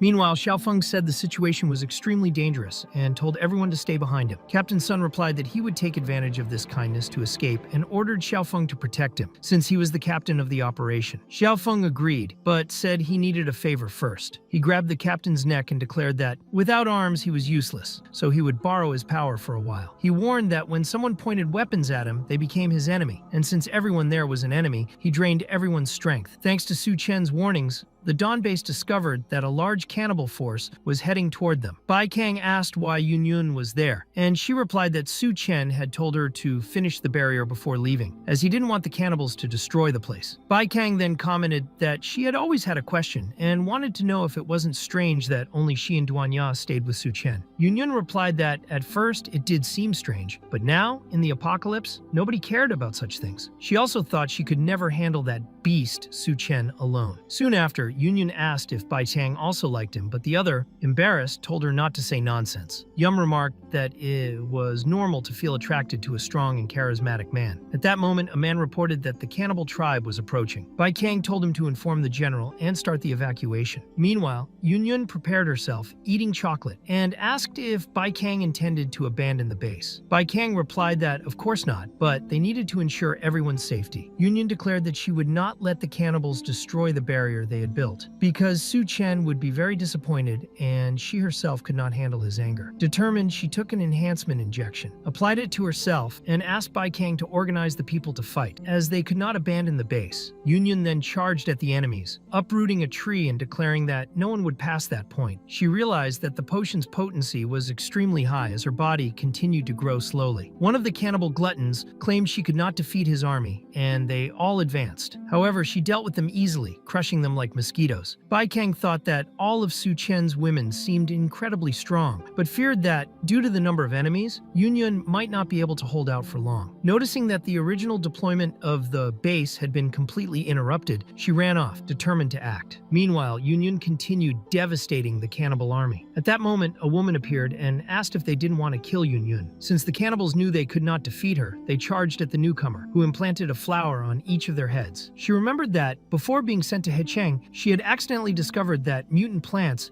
tainted with her blood could temporarily make people stronger, but the price for that was their lives. Thus, those cannibals transformed into giant monsters, frightening Yun Yun. The cannibal chief ordered them to attack and kill everyone. Just as they were preparing to strike Yun Yun, they were met with gunfire and war tanks that appeared to aid her. Still, two enhanced cannibals attacked her, and when one was about to bite her from behind, a drone intervened, saving her. Controlling the drone was Bai Kang, positioned atop a building. Meanwhile, Su Chen was still fighting the chief medic Feng Pengzi. He acknowledged that the monster's power was not bad, but Pengzi said it was a pity he was so weak. At the same time, the teacher inside Su Chen's mind wondered what was happening outside, but since he had sealed her there, she could not see anything. Determined, she decided to break that ice. Su Chen realized that his opponent was difficult to face, and that he needed to end the fight quickly. However, he was suddenly pulled into his own consciousness, where the woman said she had been waiting for him for a long time. She grabbed him and wrapped him inside a cocoon, claiming that this way he would not be able to use his ice ability. As she embraced him, the woman inside Su Chen's consciousness realized he was unclothed. This embarrassed her so much that she momentarily forgot what she was doing. Outside, Su Chen's body was being crushed by Feng Pengzi, causing the cocoon within his mind to shake violently. Pengzi declared that, in the end, Su Chen was nothing more than a meal for him. Just as he prepared to devour him, Duanya appeared and shot at the monster, demanding that he take his filthy hands off her man. Upon seeing her, Pengzi remarked that this woman was also contaminated and recalled his past. When he was human, he had waited to marry a woman, giving her 100 gifts. On the last gift, she told him they would never see each other again. She asked if a bullfrog could eat swan meat and admitted she had only accepted the gifts out of pity. She said she didn't care about his appearance and that he shouldn't worry about the relationship she had with another man. He should marry someone who truly loved him, which, according to her, would be him. However, she revealed she had become pregnant by a rich man and would never be with him. These words filled Pengzi with rage and grief, making him cry. Later, he claimed she had been possessed and, holding her dead body in his hands, said that nothing else mattered anymore. Returning to the present, Pengzi transformed once more. Meanwhile, Xiaofeng had killed all the traitors, absorbing their power, and declared that now it was the Taoti clan's turn. Elsewhere, Duanya and Gold were fighting a monster, and she was surprised to see Gold transform. Inside Su Chen's consciousness, consciousness, he said he would take care of things in the real world and told her to behave until his return. As for what was between them, he said they would talk later, but she insisted he forget about that and claimed she would help him, offering him her hand. She declared that he was a very bad man and needed to take responsibility for her. At Su Chen's base, an intense battle was underway, but Yun and the others were still managing the situation well. Suddenly, a war tank was hurled with great force at Bai Kang, crushing her completely. Witnessing this, Yun awakened a deep hatred, deciding that no one would leave alive. She charged forward, trampling the gluttons, while their chief fled, complaining that she had ruined all his plans. When she tried to catch him, he climbed up her arm and delivered such a powerful punch to her face that it knocked her down, claiming that now no one had the power to stop him. With a psychotic look, Yun declared that the base belonged to Su Chen and that she would protect it until his return, saying that all fleas like him should be exterminated. She then unleashed a barrage of punches on the glutton chief, while everyone around commented that she was far stronger than they had imagined. General Gao noted that the situation did not seem so simple. Soon after, Yun let out a deafening roar, leaving everyone puzzled about what had happened to her. Gao ordered that Su Chen be found immediately, as he was the only one who could save her. A woman, the only whisper of the speed type, said to leave it to her, assuring that she would find Su Chen as quickly as possible. Meanwhile, Su Chen assessed that most of the Taodi clan was injured or dead. The woman who lived inside Su Chen's consciousness then emerged into the outside world, and he asked why she had done so. She explained that she had discovered she could freely enter and leave his body, and that if they followed Feng Pengzi's trail, they could catch up to him. Su Chen, however, said he knew exactly what he was doing and told her not to interfere. Irritated, the girl called him ungrateful and decided to prove she was capable, using her hair to swing between buildings like Spider-Man. At that moment, Su Chen spotted Yun and realized something had happened to her. He concluded that only a serious event could make her lose control like that, and that if she continued, she would eventually self-destruct. He judged that the situation was far from optimistic. Meanwhile, Xiao Feng decided to use all the power he had absorbed against the enemy. The level 1 mutant cat was at his side, helping in the fight, but Pengzi defeated them both with a single tongue strike, declaring they were no match for a level 2 Tao Ti glutton. The monster then attacked Duan Ya. The woman in Su Chen's mind asked what he would do at that moment, as he would have to choose between saving Duan Ya or Yun. Su Chen then used her own ability to help Duan Ya, which surprised her, as she didn't know he was capable of that. He replied that only children chose, and that he wanted everything. She observed that, in that sense, he was even greedier than the gluttons themselves, and told him to do as he pleased, since only he could see her. Duan Ya said she knew he would be fine, while Pengzi grew furious, demanding to know how he dared interfere with his business again. Su Chen remarked that it seemed he really could use that ability, and decided to test it against the monster. With black threads, he completely restrained Pengzi's body and declared that he was thinking of cutting him into tiny pieces, asking if he could still regenerate afterward. Using his new technique, he made the enemy's body explode into multiple fragments. Duan Ya realized that, without him even noticing, Su Chen had become much stronger, and she concluded she would need to train hard to keep up with him. Su Chen said he needed to return to the base quickly, leaving Gold and Xiaofeng with her. Meanwhile, the woman sent to search for Su Chen was exhausted. Suddenly, he sped past her, impressing her with a speed equal to her own. The woman inside his consciousness asked if he truly intended to go back, since everyone at the base could already be dead by now. Su Chen replied that, because they were his people, he could not abandon them, and that he had worked hard to build that base. His only concern was that Yun might not be able to hold on in time. Determined, he said it was time to test a new move. He then activated his spatial leap. The woman watching from the ground concluded that he had teleported. Internally, Su Chen knew his spatial leap could cover at least 3 meters, but if used 3 times in a row, it would leave his body nearly torn apart. Now that he was at level 2, he could leap about 8 meters. Taking advantage of this ability, he activated his iron body skill and used continuous spatial leaps. Meanwhile, Yun advanced, destroying everything in her path, even frightening the gluttons, though at the same time they were attracted to her, as they had never seen a woman of such imposing size. Excited, they began climbing her body to enjoy the view, remarking that it would be much easier to attack a giant woman from the inside. The soldiers, realizing the danger, shouted to take down the intruder clinging to Yun's body. However, she had already lost control and was attacking everything around her, unable to distinguish friend from foe. Bai Kang noticed someone approaching and, upon looking, recognized Su Chen. He assessed the situation and concluded that Yun's uncontrolled growth could lead her to self-destruction. Determined to stop it, he moved in, knowing he first needed to deal with the gluttons bothering her. Meanwhile, a girl looked on, intrigued by the resilient stockings Yun wore, surprised they could stretch so much. With his threads, Su Chen took down all the gluttons clinging to Yun's body. The gluttons near the witch blamed her for all the chaos and promised to make her pay for what she had done. The witch, however, struck one of them on the head with her staff, calling it a gift, and then then fled. The staff rooted itself in the gluttons' bodies, absorbing everyone around. While a hideous creature emerged on one side, Yun continued to eliminate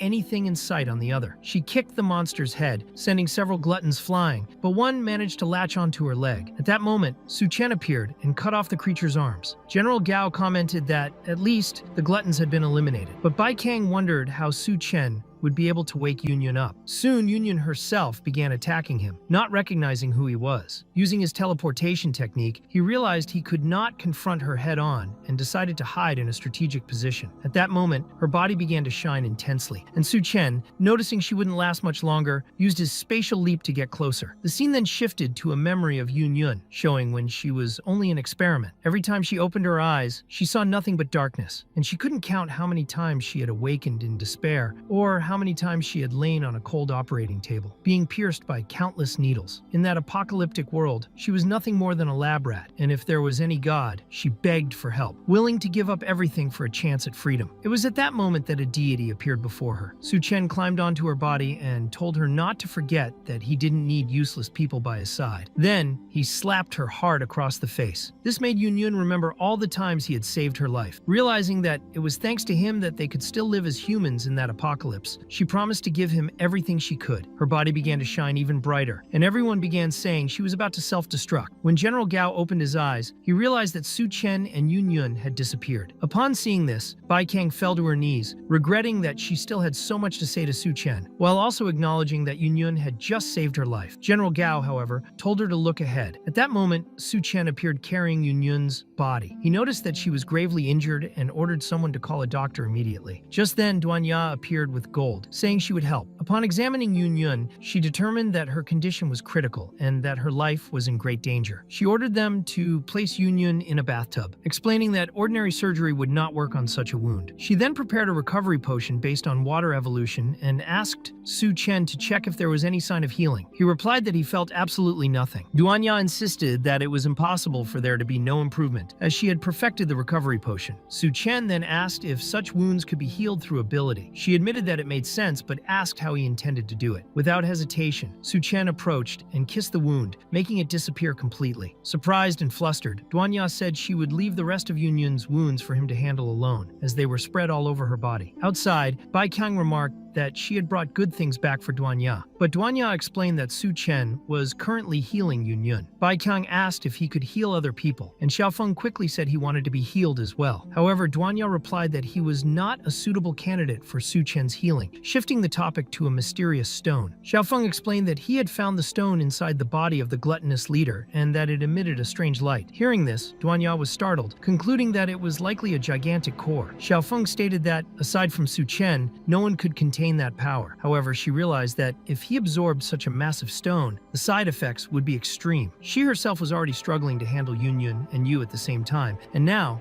without additional help, she did not know how she would manage. At that moment, Bai Kang offered her assistance, but Duanya's intuition warned her that something was off. Determined, Duanya asked to speak with Bai Kang in private and shut the door in Xiaofeng's face. She reflected that since Su Chen would not stop growing stronger, she needed to act in some way. Confused, Bai Kang asked why she was acting like that, and Duanya replied that she needed to confirm something. When she revealed what it was, Bai Kang was shocked. Duanya then informed her that, thanks to Su Chen, Yun's wounds were almost healed and that she would take care of her from then on. She also mentioned that Xiaofeng had brought a crystal core and that it was in the reception room, asking Su Chen to take a look. Upon examining the object, he realized it was not a core, but a black stone. He found the confusion understandable, as he had only heard of it in his previous life, and now strange things were appearing more frequently. The black stone was extremely hard and was likely a rare material that had emerged during the apocalypse. It was tied to the legend of the Blackblade King, a figure who had survived the apocalypse wielding a sword forged from that material.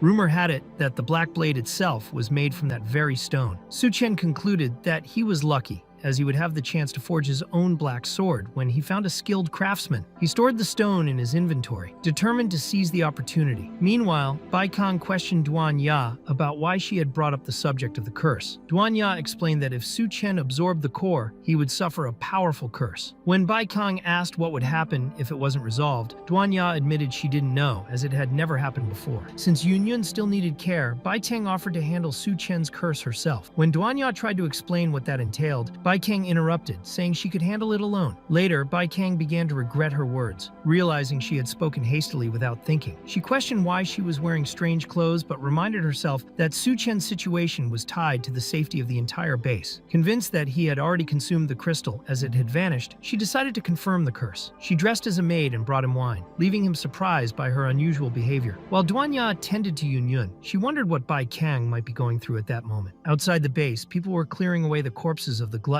but when they looked ahead, they realized there were no bodies on the ground. Inside Su Chen's consciousness, the girl remarked that the person she had been searching for had finally appeared, but was so far away that she could not pinpoint their exact location and would need his help. Su Chen had no idea what was going on. While in the real world, Bai Kang told him that whatever he wanted to do with her at that moment was fine, causing him to spit out his wine in surprise. She asked if he was all right and whether there was something wrong with the drink. Upon tasting it, she discovered that the wine was extremely strong, with an alcohol content of 64%. Despite that, she realized it was the first time she had ever drunk in her life, and right after swallowing it, she felt a surge of energy strong enough to lift and throw a table. Su Chen commented that she had gotten drunk very quickly, but Bai Kang insisted she wasn't drunk. She simply needed to help him with the curse. He replied that, although he had no reason to refuse what was being offered, he didn't like this reversal of roles and, exuding a powerful aura, told her to call him Master. Bai Kang quickly yielded, admitting she was wrong. However, in the middle of this moment, Su Chen was suddenly pulled back into his consciousness. The girl explained that the person had appeared and possessed a body that matched hers exactly. He asked why she had brought him there if the person had already shown up, and she replied that she still couldn't determine the exact location and needed to borrow his power. She then trapped him once again inside the cocoon, saying he functioned as a signal amplifier. Once they connected, she asked him to project the spirits. Together, they visualized a horde of corpses and, at the front, a woman. The girl stated that this was the one summoning the dead, the person she wanted. Su Chen asked if she was interested in the corpse queen's body and whether it was safe to be so close. The girl said there was no problem as long as they remained in spiritual form and avoided major fluctuations of energy. But something unexpected happened, and she asked what it was. In the physical world, Bai Kang remarked that his curse had already taken effect and began trying to remove it. At that moment, the corpse queen sensed their presence and asked who was watching her. The girl warned that they had been discovered, and the enemy lunged at them, prompting Su Chen to wake abruptly in his bed with a splitting headache. The girl in his consciousness told him that he had lost a lot of vital energy and that the corpse queen had almost bitten his leg. Su Chen pointed out that she had seen for herself how dangerous the enemy was and that the horde of dead under her control would be a major problem. With the group growing larger each time she gathered more corpses, her strength increased, and he could not risk provoking her without getting something worthwhile in return. The girl then knelt down and promised that if he helped her, she would become his servant for the rest of her life. He didn't believe her easily and asked what she could do to convince him. Su Chen demanded that she give him her core. With no other choice, she complied. Upon receiving the core, he said that from that moment on, he would try to help her, and she told him she hoped he would keep his word before disappearing. Su Chen decided he would not use that core against its original owner, and recalled that, in his previous life, the Corpse Queen had led a horde capable of wiping out entire cities, leaving behind nothing but her shadow. Even so, he concluded he could not dwell on those memories. It was time to move on. Meanwhile, Xiaofeng asked Bai Kang if she was going to accompany Su Chen, but she replied that she had many things to handle at the base. Though she didn't say it aloud, she thought that for now she was too weak to help him. But one day, she would surely catch up to him. The scene shifted to Duanya talking with Yun. The young woman remarked that flames were strictly forbidden at gas stations, and Duanya responded that if she was uncomfortable, she could go stand in the rain. Alarmed by the weather, Yun wanted to know where Su Chen had gone. Duanya explained that before the apocalypse, it had been impossible to buy large quantities of fuel, and since he didn't have much stored, he had gone out to get more. At that moment, a man appeared saying he was hungry and cold. Spotting the campfire, he threw himself into the flames. The smoke rising from his body caught Duanya's attention, and she found it strange, telling Yun to cover her nose. Moments later, several men emerged, revealing that this trick always worked. In reality, the man had been used to release poison, and they were pleased to see that their targets were two young women. They remarked that once they got tired of playing with them, they would sell them to the New World base. Duanya aimed her gun and warned them not to come any closer, but one of the men scoffed, saying that against special abilities, her weapon was nothing but a toy. Another man, however, warned his companion to leave immediately, because when Su Chen returned, they would regret it. The first man laughed and asked if Su Chen was the same young man who had gone out earlier. Upon confirmation, he claimed Su Chen must already be dead, as he had been targeted by a crazy woman, and no one survived a night after facing her. Meanwhile, that very woman walked through an enclosed, closed, isolated area. She knew it was dangerous, but the place felt perfect to her. Looking for the handsome guy, she commented that that the whole area was filled with poisonous gas. Suddenly, she saw a shadow and believed she had found him, asking him to come to her so she could help. But when the smoke cleared, she realized it was only a dummy. Su Chen, who was standing behind her, asked who she was. When she tried to attack him with her weapon, he easily restrained her. He noticed the weapon had been crafted by an artisan and grabbed her face, demanding to know where this artisan was. The woman claimed she didn't understand what he was talking about. At that moment, the pink-haired girl appeared and asked if the artisan was important. Su Chen explained that in the Corpse Queen's horde, that artisan was a powerful figure. The pink-haired girl then decided to enter the woman's consciousness to search for answers. After the investigation,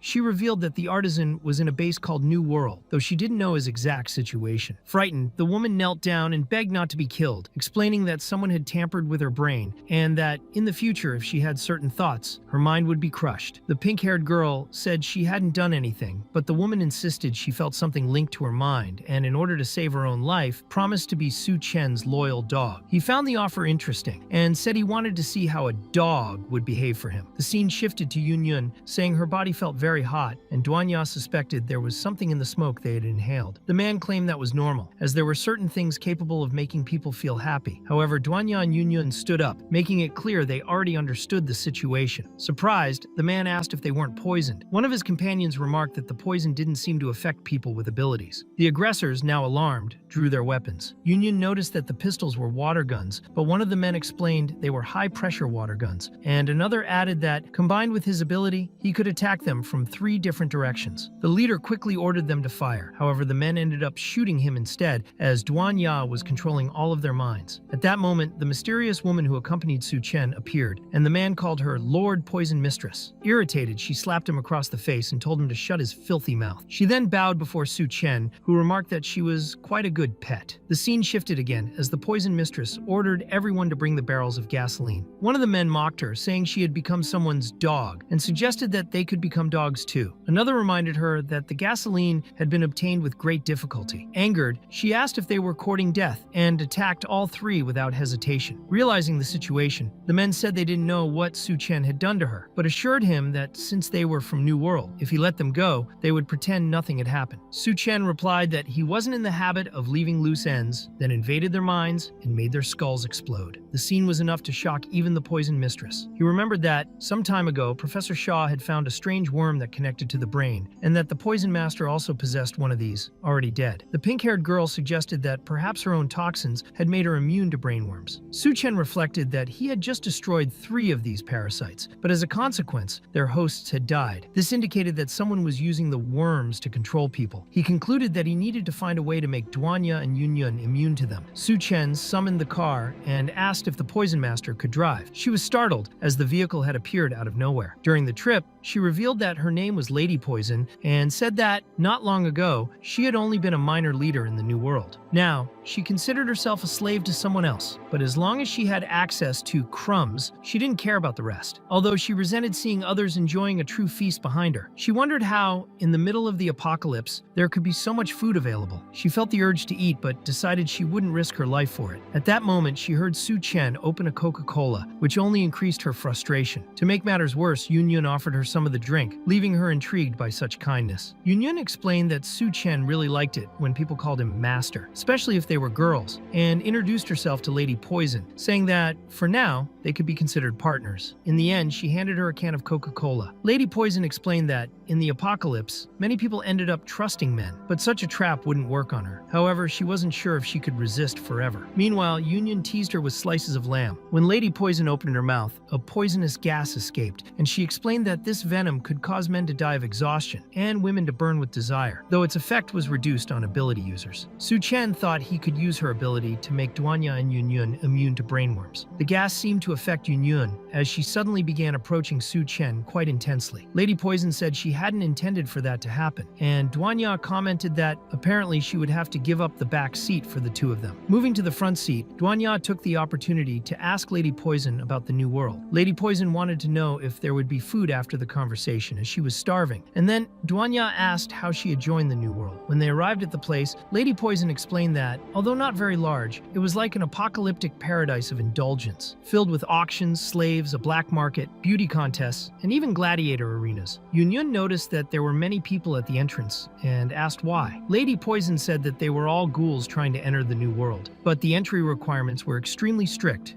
and many failed to achieve that goal. Su Chen expressed interest in seeing what was happening there. Meanwhile, a man explained that the identity ticket was the only proof needed to join the new world, and obtaining it meant escaping danger and hunger. However, to get one, a person had to participate in a test proving their worth. Lady Poison commented that the identity cards were controlled by the city lord's personal guard, and that getting one was beyond her abilities. Therefore, she suggested that Su Chen bother them to take the first test. Yun thought that would be too much trouble, and preferred to look for the craftsman first, but Lady Poison warned it would be dangerous, as all the guards were ability users. Duanya noted that the craftsman was probably someone very discreet and cautious, and that if he found out they were after him, he might get scared. Su Chen decided they would keep a low profile for now and check for information about the first trial test. Zomito mentioned that, with Su Chen's group, they could form the last participating team, since the trial was about to begin. It was explained that, recently, many mutant spiders had been gathering in that region, and that the goal of the test would be to hunt them. A man suggested that participants should only lure and capture the spiders in the surrounding area, avoiding going deep into the forest. The rule was simple. Whoever returned with 5 mutant spider corpses, or with 1 queen spider corpse before nightfall, would pass the test. However, the man made it clear that this mission was almost impossible. The gatekeeper also stated that anyone who didn't want to take the test could simply leave. However, those who were alone would also become easy targets for the mutant spiders, and everyone received wishes of good luck before starting the test. One of the men warned Su Chen that all the other teams had already left and suggested he follow behind them, but Su Chen considered it much safer to act alone. He thought there might be a spider nest in the mountain forest and that it would be worth investigating. The men debated among themselves whether they should follow him to kill him, but the leader decided to ignore it, believing that those people would die sooner or later. Their plan was to wait for the others to return and then steal their prey. Meanwhile, Su Chen advanced through the forest when several spiders appeared in his path. He wondered if there could be mutant spider spirits, but concluded there were none, and grew curious about how many crystal cores they might drop. Without hesitation, Su Chen exterminated each of the spiders, but suddenly, a massive spider appeared behind him, catching his attention. The scene shifted to a group of men announcing the Doomsday Roses beauty contest. The top 3 winners would receive permanent identity cards for free. The host pointed to a woman who had placed 7th the previous week and stated that, for only 3 packs of instant noodles, she could belong to whoever paid that night. Lady Poison explained that if a woman did not make it into the top 3 and still wanted to remain in the new world, she could end up becoming nothing more than a tool to empty men's pockets. However, with Duanya and Yun's beauty, she was certain the two would do well. She added that women who didn't choose this path could try their luck in the gladiator arena, but for most, securing food and safety without taking risks was 100 times better than living outside. Therefore, she told the two to change quickly, as she was waiting outside. Meanwhile, a man approached Lady Poison and remarked that she had brought extremely high-quality goods this time. He asked to take the girls to his room immediately, promising that if they served him well, they would receive 2 identity cards. He added that, for him, this way of negotiating was much more entertaining. Lady Poison thought that if she offended him, she would completely lose the chance of obtaining an identity card. At that moment, she saw no other choice. She entered the room where Duanya and Yun were, and using her power ended up poisoning the 2 of them.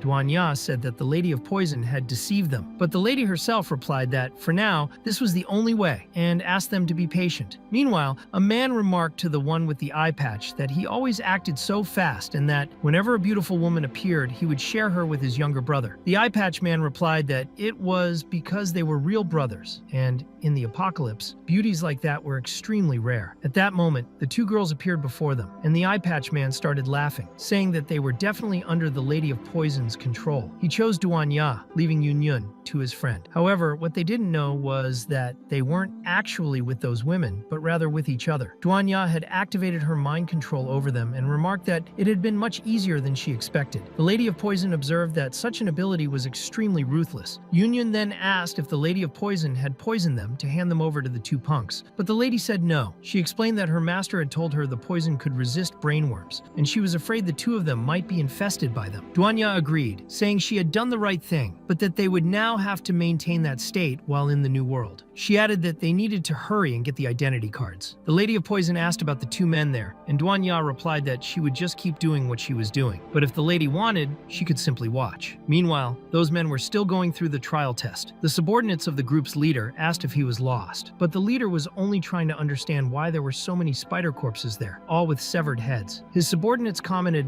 that it looked like someone had won that battle. At that moment, Su Chen was facing a giant spider, which managed to shoot its web onto his arm. He said he didn't expect to find such a big spider, but he felt he was close to reaching level 2. Some men watched from hiding, wondering who that guy was, fighting the spider alone, and concluded he was no weakling. Even so, the leader claimed that guy was overestimated, and that he couldn't wait to see his corpse hanging from the web. But reality was very different. Su Chen charged at the spider and with a single punch killed the Spider King. This terrified the men so much that one of the leader's subordinates turned against him. However, this was all part of the plan. The real intention was to steal Su Chen's crystal core. When the leader shouted, "Switch places," he ended up swapping positions with Su Chen, who was now completely tied up and surrounded. The leader held the crystal core in his hands, while Su Chen looked on and commented that position swapping was a very rare ability, probably used to harm others. The leader told him to shut up, saying that prey shouldn't talk too much. Su Chen asked if he considered himself a hunter, reminding him that even hunters could be killed by their prey. The leader ordered his men to kill Su Chen, but when they struck him, their weapons broke. Shocked, they realized his skin was extremely tough and concluded that he might already be at level 2 as a human. Upon realizing this, they all fled. Easily, Su Chen broke the chains holding him, saying they could run, but it wouldn't be so easy to escape him. He charged at the leader, demanding the return of his crystal core. However, just as he delivered the punch, the leader used his ability again, putting one of his underlings in place to take the blow. Meanwhile, the leader commented that he had almost died from that punch, but was sure he would take revenge on Su Chen sooner or later. Su Chen then activated his spiritual sense ability, detecting the heat signature of everyone in the forest, and went after his next target. Yet again, the leader switched places with one of his subordinates. This time, however, he no longer knew which way to run to get away from Su Chen. Su Chen said he had taken down the second scapegoat, but needed to move faster. Otherwise, the leader would get away. As the man ran, he suddenly came face to face with Su Chen.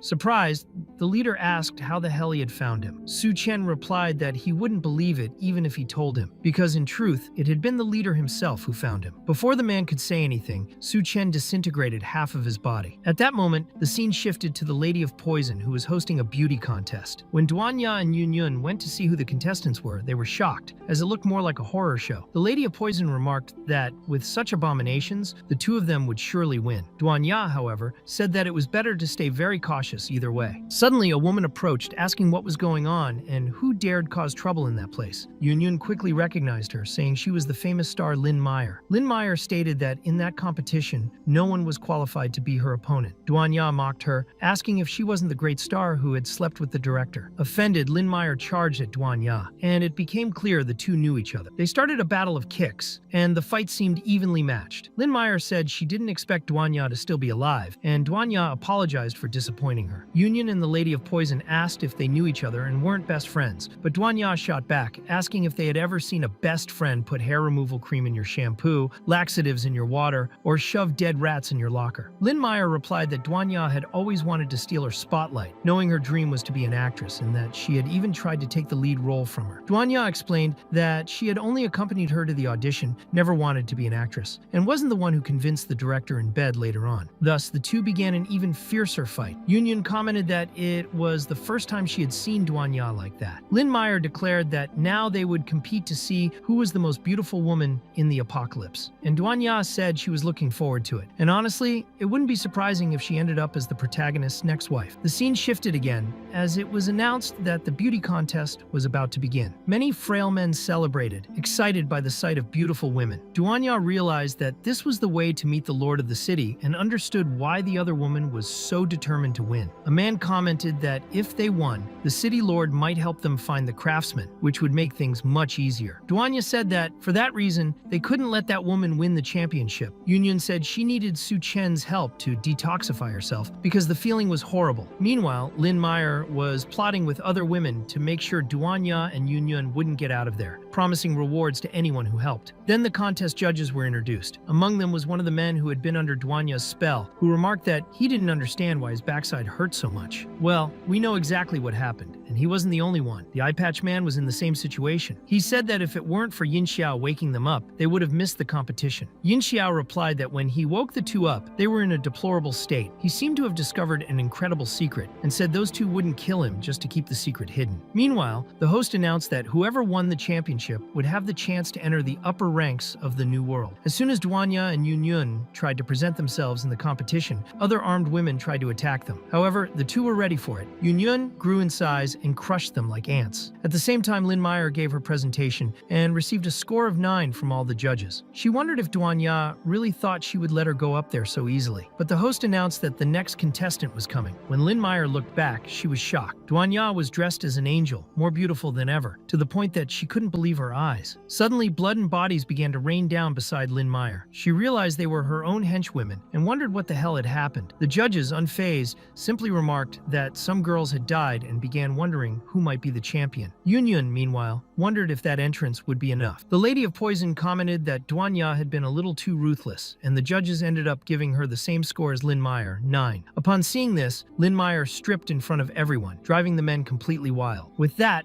all the judges gave her a score of 10. Laughing like a psychopath, Lin Meyer declared that she had won that battle. Duanya simply said that woman was truly insane. The city lord then asked for the identity cards to be brought. Yin Xiao noticed that he had taken them out very quickly. The woman in charge handed over 3 cards, 1 for each contestant. At that moment, the city lord pointed at Lin Meyer, and the host announced that she was the champion. Lin Meyer would not only be able to enter the new world, but had also been chosen by the city lord, now able to live a superior life by his side. The woman then led Lin Meyer to her new fate. Duanya remarked that, either way, they had gotten the identity cards and would just need to find another way to proceed. The scene shifted to the Lord of the New World. The woman informed him that Miss Lin was ready. The Lord, Kong Ming, said that youth truly was a wonder, and that it was a shame that, being old, he had long since lost such desires. He added that the apocalypse was far too boring for someone like him, and that, when he felt that way, he enjoyed cultivating flowers, and also raising a few fish. It was then revealed that Lin Meyer had been stitched up as if she were a mermaid. Kong Ming observed that, as expected from a great star, she was indeed very beautiful, and told her not to look at him that way, as she should be grateful. Meanwhile, the woman informed the city lord that the child had arrived, undergone a physical examination, and was in perfect health. Kong Ming asked the boy if he was afraid, but the boy replied that if it weren't for the city lord, they would have starved to death. Kang Ming told him not to mention such things, as he was the future. At that moment, several centipedes began to emerge from the boy's head. Kang Ming explained that only children possessed the anti-aging gene, and that unfortunately each absorption didn't last very long. His appearance then became much younger. The woman remarked that he controlled all the women there, so he could make them have children as often as he wanted. However, he replied that it wasn't enough, as he needed crystal cores to enhance his ability. That was the starting point for achieving eternal life. The woman said she would have her subordinates hurry with the crystal core collection. Kang Ming, in turn, told her to deal with the troublesome women below. Meanwhile, Duanya and Yun Yun were already struggling to endure the Lady of Poison's toxin. She told them to hold on, as it was meant to prevent brainworms. At that moment, 2 judges appeared before them, saying it was rare to find top-tier beauties like them, and decided they would buy them. While Yin Xiao watched from a distance, Duanya asked the Lady of Poison what they meant by that. She explained that, inside that place, women were nothing more than resources, and that, even with identity cards, nothing changed. The only difference was the price, 1 crystal core per person. The men remarked that, despite the high cost, their taste was irresistible. However, the women replied that it wasn't they who were irresistible, and said they would show what had really happened. Using her mind control, the Lady of Poison revealed the truth of the situation, leaving those men completely traumatized. The scene then shifted to a man saying he had arrived too late, as the Spider King was already dead and its crystal core was gone. Fortunately, his target wasn't the crystal core. He took the spider's legs and said they should be enough. At that moment, Su Chen tried to attack him, but the man blocked the blow with a punch. Su Chen realized the man was strong. The man told Su Chen he wasn't there to steal his crystal core. Su Chen asked how he could believe that, and the man replied that he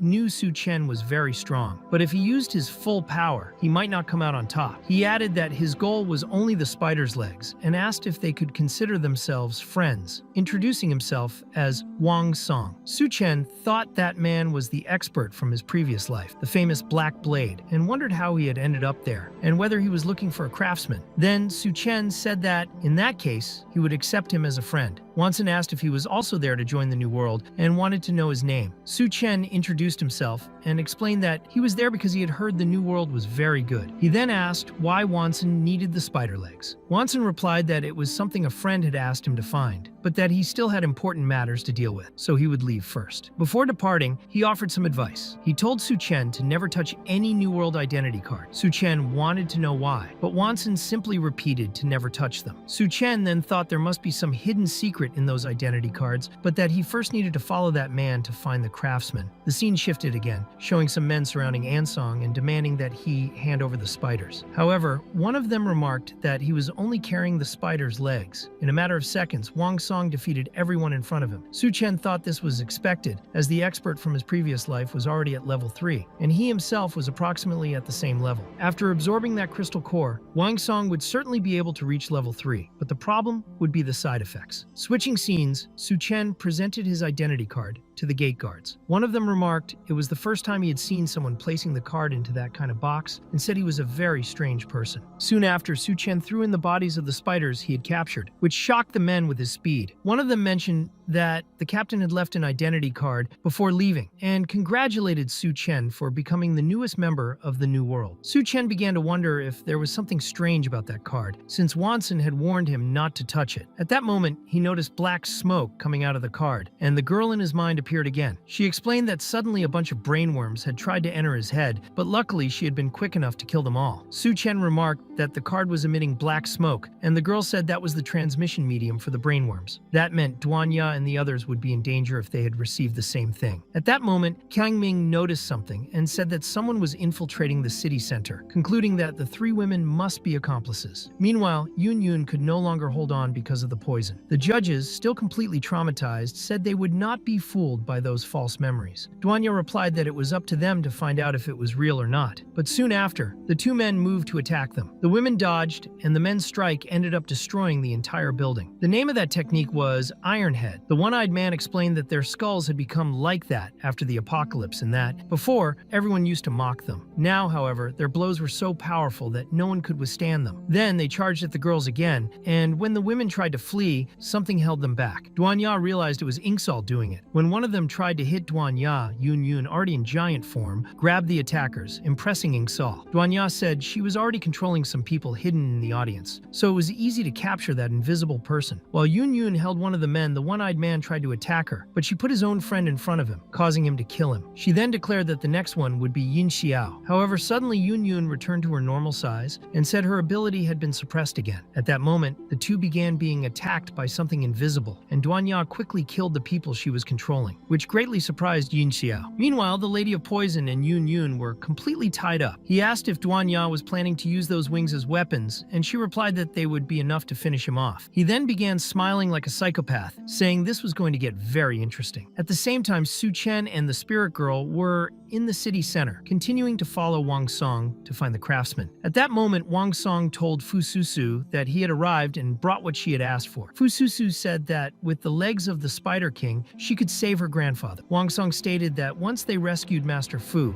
they would leave that place. She added that once her grandfather recovered, he would make the strongest weapon for him. With the Spider King's legs, Fu Susu created some climbing weapons and explained that her grandfather was imprisoned on the top floor by the city lord. Wang Song asked why they didn't climb from inside the building, and Susu replied that they couldn't do that. Su Chen wondered if that person was the craftsman and decided he would climb the building as well. Jumping toward a window, he remarked that it seemed no one was inside. The spirit girl questioned why they were climbing the wall. At that moment, a creature attacked the 2. The spirit girl said she now understood why they hadn't gone inside. Quickly, Su Chen leapt outside the building. Wang Song wondered what the hell Su Chen was doing there and asked if the girl was the craftsman. However, behind Su Chen, a gigantic creature was destroying everything. Wang Song and Susu shouted for him not to approach, but Su Chen, thinking fast, grabbed the girl, used a boost off Hansen, and ended up knocking Wang Song onto the monster. Su Chen said he would leave the rest to him. Susu asked what he wanted with her, and he replied that his name was Su Chen, and that he wanted her to help him forge a knife. She asked why she should help him, and he said he could grant her a wish later. But first, they needed to go to the rooftop. At that moment, Susu's grandfather was shown looking at a photo of the 2 of them together, saying that, as long as she was safe, it didn't matter how much he suffered. Soon after, Su Chen and his granddaughter appeared before him. Surprised, the old man asked if it was really his stinky little girl, and said he had already warned her about the dangers of wandering around. Susu then revealed that he was actually her forging master, and that this grumpy old man was the master craftsman Su Chen was looking for. If he wanted to make top-tier weapons, he would have to save that man. When Su Chen tried to break the chains holding him, he couldn't. The old man explained that they were made from mutant materials after the apocalypse, and that he had forged them himself. Susu scolded him for saying that with such pride. He replied that he had only done it because he had been threatened by the city lord. Su Chen then suggested that he create a weapon stronger than those chains, but the old man claimed they were made from the most durable materials in the entire new world. However, Su Chen said he had something to show him and summoned his gigantic black stone. Surprised, Susu wondered where that stone had come from. The old man, impressed, said that the rock had a powerful strength unlike anything he had ever seen before, and asked Su Chen where he had gotten it. Su Chen explained that he wanted a knife forged from that stone, as perhaps that way he could cut through the shackle. The old man agreed, but noted that minerals of that level were extremely difficult to refine, and that, from then on, everything would depend on Su Chen. He then asked him to follow him. The scene changed, and the old man explained that the city lord had imprisoned him on that rooftop, forcing him to help forge mutant materials. Due to the special nature of these materials, the tools used also had to be specially made, and one of them, a giant piece, required at least 10 people to push. However, everyone had abandoned their work to watch the beauty contest's finale. So, he asked Su Chen for help. Su Chen took off his shirt and said there was no problem. The old man explained that after the temperature rose, they would push the raw mineral into the furnace to melt it, stressing that once it was placed in the furnace, the process could not be interrupted, or else the mineral would become waste. Susu asked why her grandfather was sitting down, and he replied that there was no need to rush. Even for an ability user like Su Chen, the furnace would take at least 3 hours to reach the proper temperature. However, Su Chen pushed with such force and speed that the temperature rose quickly. The old man, astonished, said it was the first time he had seen such a fierce flame and asked if Su Chen was some kind of monster. Susu commented that it was getting very hot, but her grandfather told her to stop stalling because they needed to push it quickly. After finishing the push, he said that they just needed to wait. It was then that the city lord appeared. Without hesitation, Susu attacked him, accusing him of locking her grandfather there. However, the woman accompanying him attacked Susu, saying her time had come. The woman transformed into an insect-like creature and immobilized Susu. At that moment, Wang Song appeared and punched her in the face. The two began a fierce battle, and holding the enemy upside down, Wang Song split her in half with a crushing hug, shocking everyone with his strength. When he asked Susu if she was all right, she whispered that he was very handsome. When he asked her to repeat it, she became embarrassed. The moment was quickly broken when it became clear that Wang Song was terrified of insects. Susu took the opportunity to kill the centipede, thanking him for saving her life. The city lord, enraged, asked how he dared kill his servant. Wang Song replied that the lord seemed very weak. At that moment, the city lord transformed into a gigantic centipede, asking if he still seemed weak now. With his true form revealed, he declared that he would have to kill everyone there. The scene then shifted to Duanya's fight, as she was receiving several blows from Yin Xiao. Yin Xiao observed that since she couldn't see the opponent's movements, it was impossible to dodge, and that not even a psychic ability user could sense where the attack was coming from. However, when he tried to attack her again, she managed to dodge, leaving him puzzled. He noticed that his invisible men had blood stains and realized she was scattering blood using the wings of her costume. Duanya then kicked him in the face, telling him to shut up. Suddenly, they heard a massive noise. Looking back, they saw several insects destroying a building. The smaller ones began attacking everyone ahead, and Duanya quickly tore the man's head off. It was then that she realized the ghosts were actually phantom rabbits. At that moment, she found a video game controller and realized that was how he controlled those creatures. With that, she could now control those men as well. She said it was perfect, as they were very easy to control. Meanwhile, however, the insects were almost reaching Yun Yun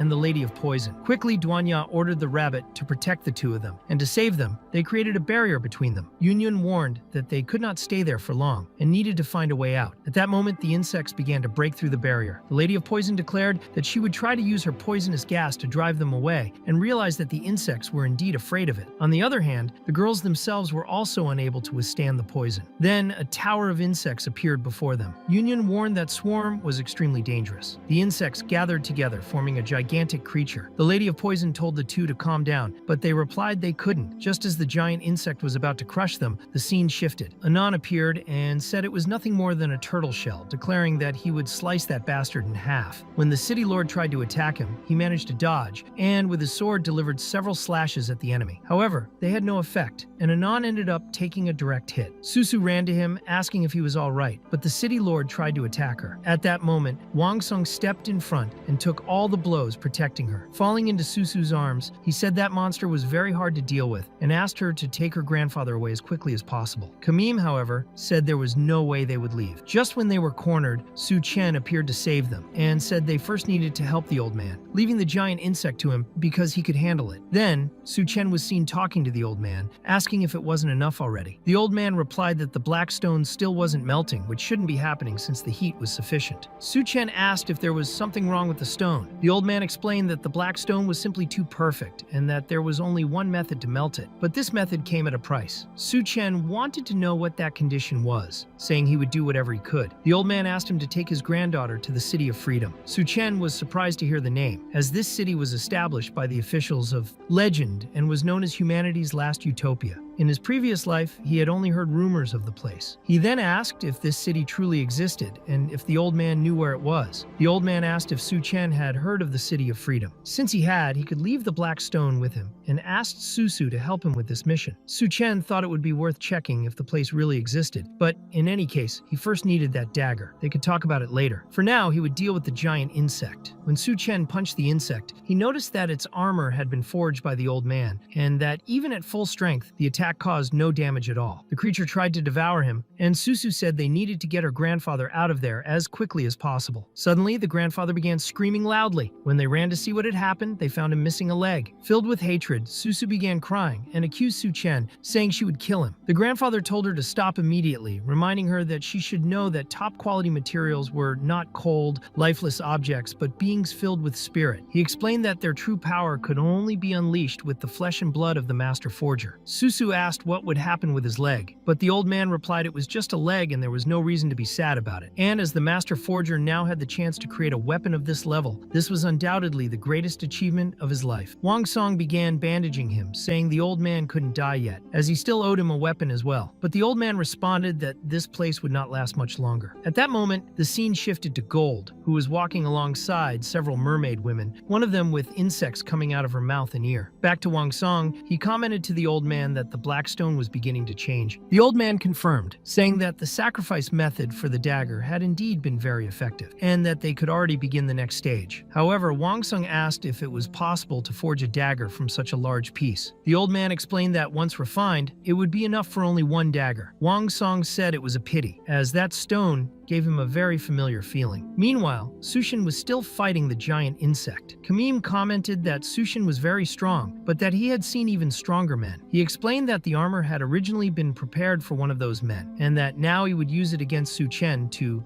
baptize it. Curious, Su Chen asked who this man was. Kamen replied that Su Chen would die today, so there was no reason to want to know, and added that he already knew the old man was forging a weapon for Sushin, which was why he had prepared in advance. At that moment, the tank where several mermaid women were held exploded. The poor kitten, frightened, ran and appeared in front of Susu, who asked where it had come from and told it to get out of there, as the place was very dangerous. They soon realized they were surrounded by insects and remarked that it was the stinky cat that had attracted those creatures. Meanwhile, Su Chen was still fighting evenly with the city lord, and Yun was doing her best to withstand the insect attack. The Lady of Poison said her gas couldn't reach the insects, but Duan Ya insisted she couldn't let the situation continue like this, and said she would try something against them. Since they were living organisms, she believed she could affect them. At that instant, a gigantic barrier appeared around them, greatly alarming the Lady of Poison. Looking at Duan Ya, she realized the girl had been upgraded to a level 2 human and possessed the psychic ability of mental fluctuation. Taking the opportunity,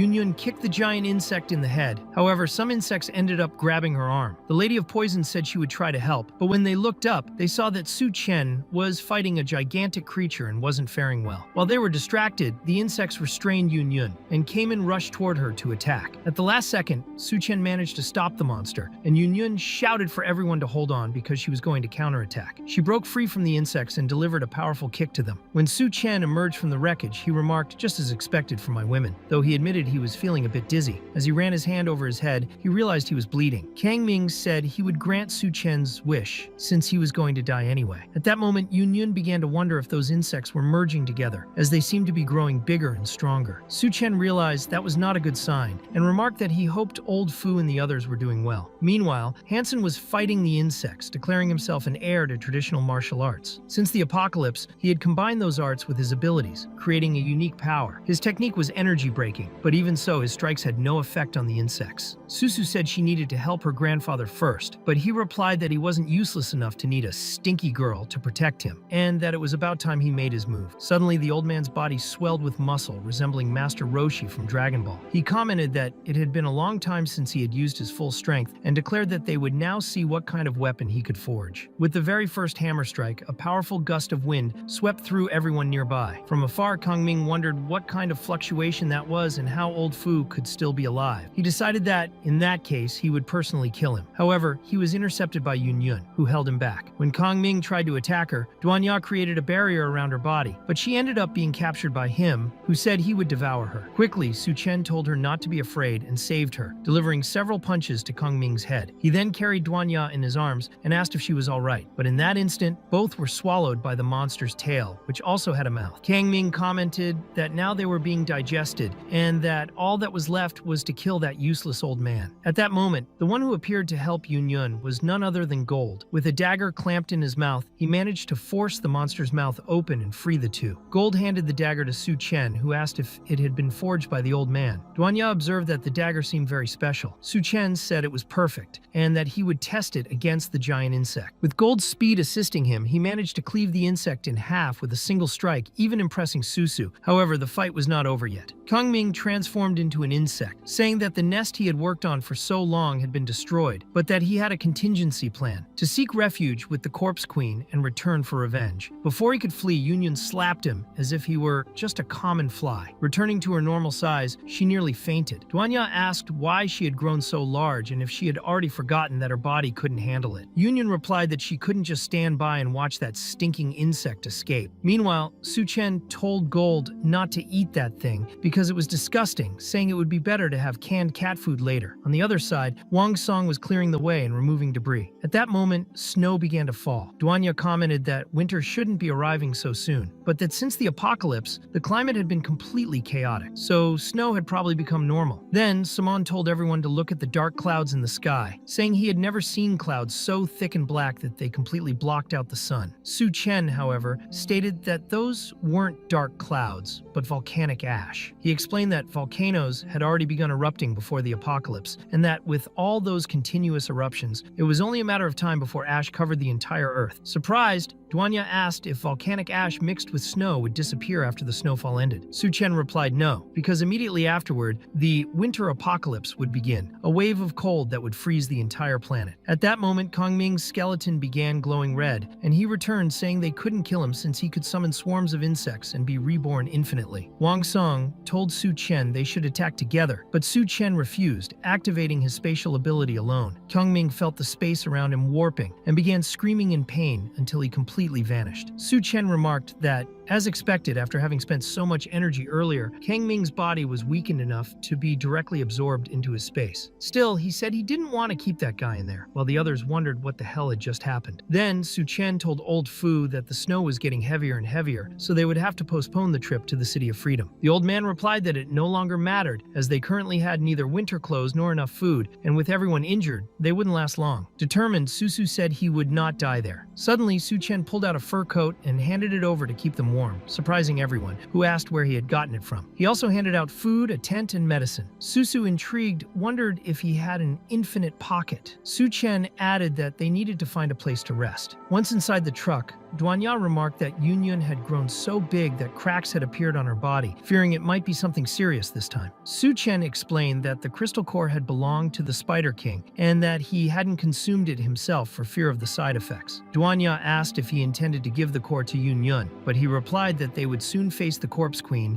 and her tide of dead, and he needed all of them to be strong. After eating the core, Yun Yun said it seemed to be working, but suddenly she threw herself onto Su Chen. He asked why, and Duanya admitted she had forgotten to mention that the poison hadn't been cured yet and told Su Chen to help detoxify them. From here on, you already know what happens, right? The usual for this series. The narrator commented, "Even so, Su Chen was confused, as Yun should have leveled up with that crystal core." He concluded there might be only one explanation. Yun's talent could be so high that she needed to accumulate far more power than others. Meanwhile, the two women talked, saying that Su Chen was badly injured after the battle and couldn't possibly detoxify them. However, he told them not to underestimate him. At that moment, the scene shifted to a few men poking the Lady of Poison, who was tied to a tree. When she woke up, she asked who the hell they were and then fell from the tree. The men explained they didn't want to hurt her, only check on her. She wondered if she had really fallen from a tree, but then began remembering what happened. When Yun grew giant, she had fallen from her shoulder and gotten stuck. Luckily, she had landed in the tree. Otherwise, she would have been dead. The men commented that it was starting to get very cold and that she should hurry to find clothes. She realized it really was snowing and said she needed to find her master as soon as possible or she would freeze to death. The problem was, she didn't even know where she was. Suddenly, those same men came running back in a panic. At that moment, two creatures appeared behind her and attacked the Lady of Poison. She managed to escape, running far away, thinking that dealing with those two creatures would not be easy at all. She needed to come up with a plan as quickly as possible. Soon, she found Su Chen's vehicle and thought she was safe for the moment. However, when she opened the truck door, she was met with something that can't be clearly described here. Meanwhile, the two men said they had found a trailer and needed to get inside quickly. She replied that they didn't have permission to enter and knocked them back with a strike. At that instant, a strong earthquake began. Looking up, she saw a massive mammoth with a woman riding on its back. When the mammoth stomped on the ground, the force was so great that it knocked all three down. The Lady of Poison thought it would be impossible to defeat that mammoth. She ran into the trailer and warned everyone that there was a giant mammoth outside. Su Chen, with an irritated expression, asked what she had just said, frightening her to the point of apologizing for interrupting him. She repeated that there was a mammoth outside. Shan wondered if such a creature could really exist there. When Yun went to check, she saw that there really was a mammoth and asked where it could have come from. The Lady of Poison said she would ask the two men, but they claimed they knew nothing. She then began threatening them to tell the truth. In the end, they revealed that they had originally been survivors hiding in a zoo. A long time ago, those people had suddenly invaded the zoo. They were strange, as they weren't looking for food or water. The only thing they searched for were bones and animal remains. The scene was so terrifying that they decided to secretly escape from the zoo. However, they hadn't expected to end up being targeted in this way. Yun begins to wonder if they might have revived the mammoth using only the bones found at the zoo. Perhaps it was another strange creature that evolved after the apocalypse. At that moment, Yun becomes gigantic again and says she will capture it for study. She grabs the mammoth by its trunk, spinning it around as if it were a toy, while wondering why its trunk was so large. The men, frightened, question what kind of research that was. Su Chen steps in, saying there's no need to investigate, as it was a corpse soldier of a mutant beast. The final wave of the corpse tide gathered by the corpse queen. When Su Chen steps outside, one of the men recognizes him. One thing I still don't understand is how you haven't left a like after watching this amazing video. I mean, this work is really confusing, man. My God, some parts are really bad, but there are also some really good ones.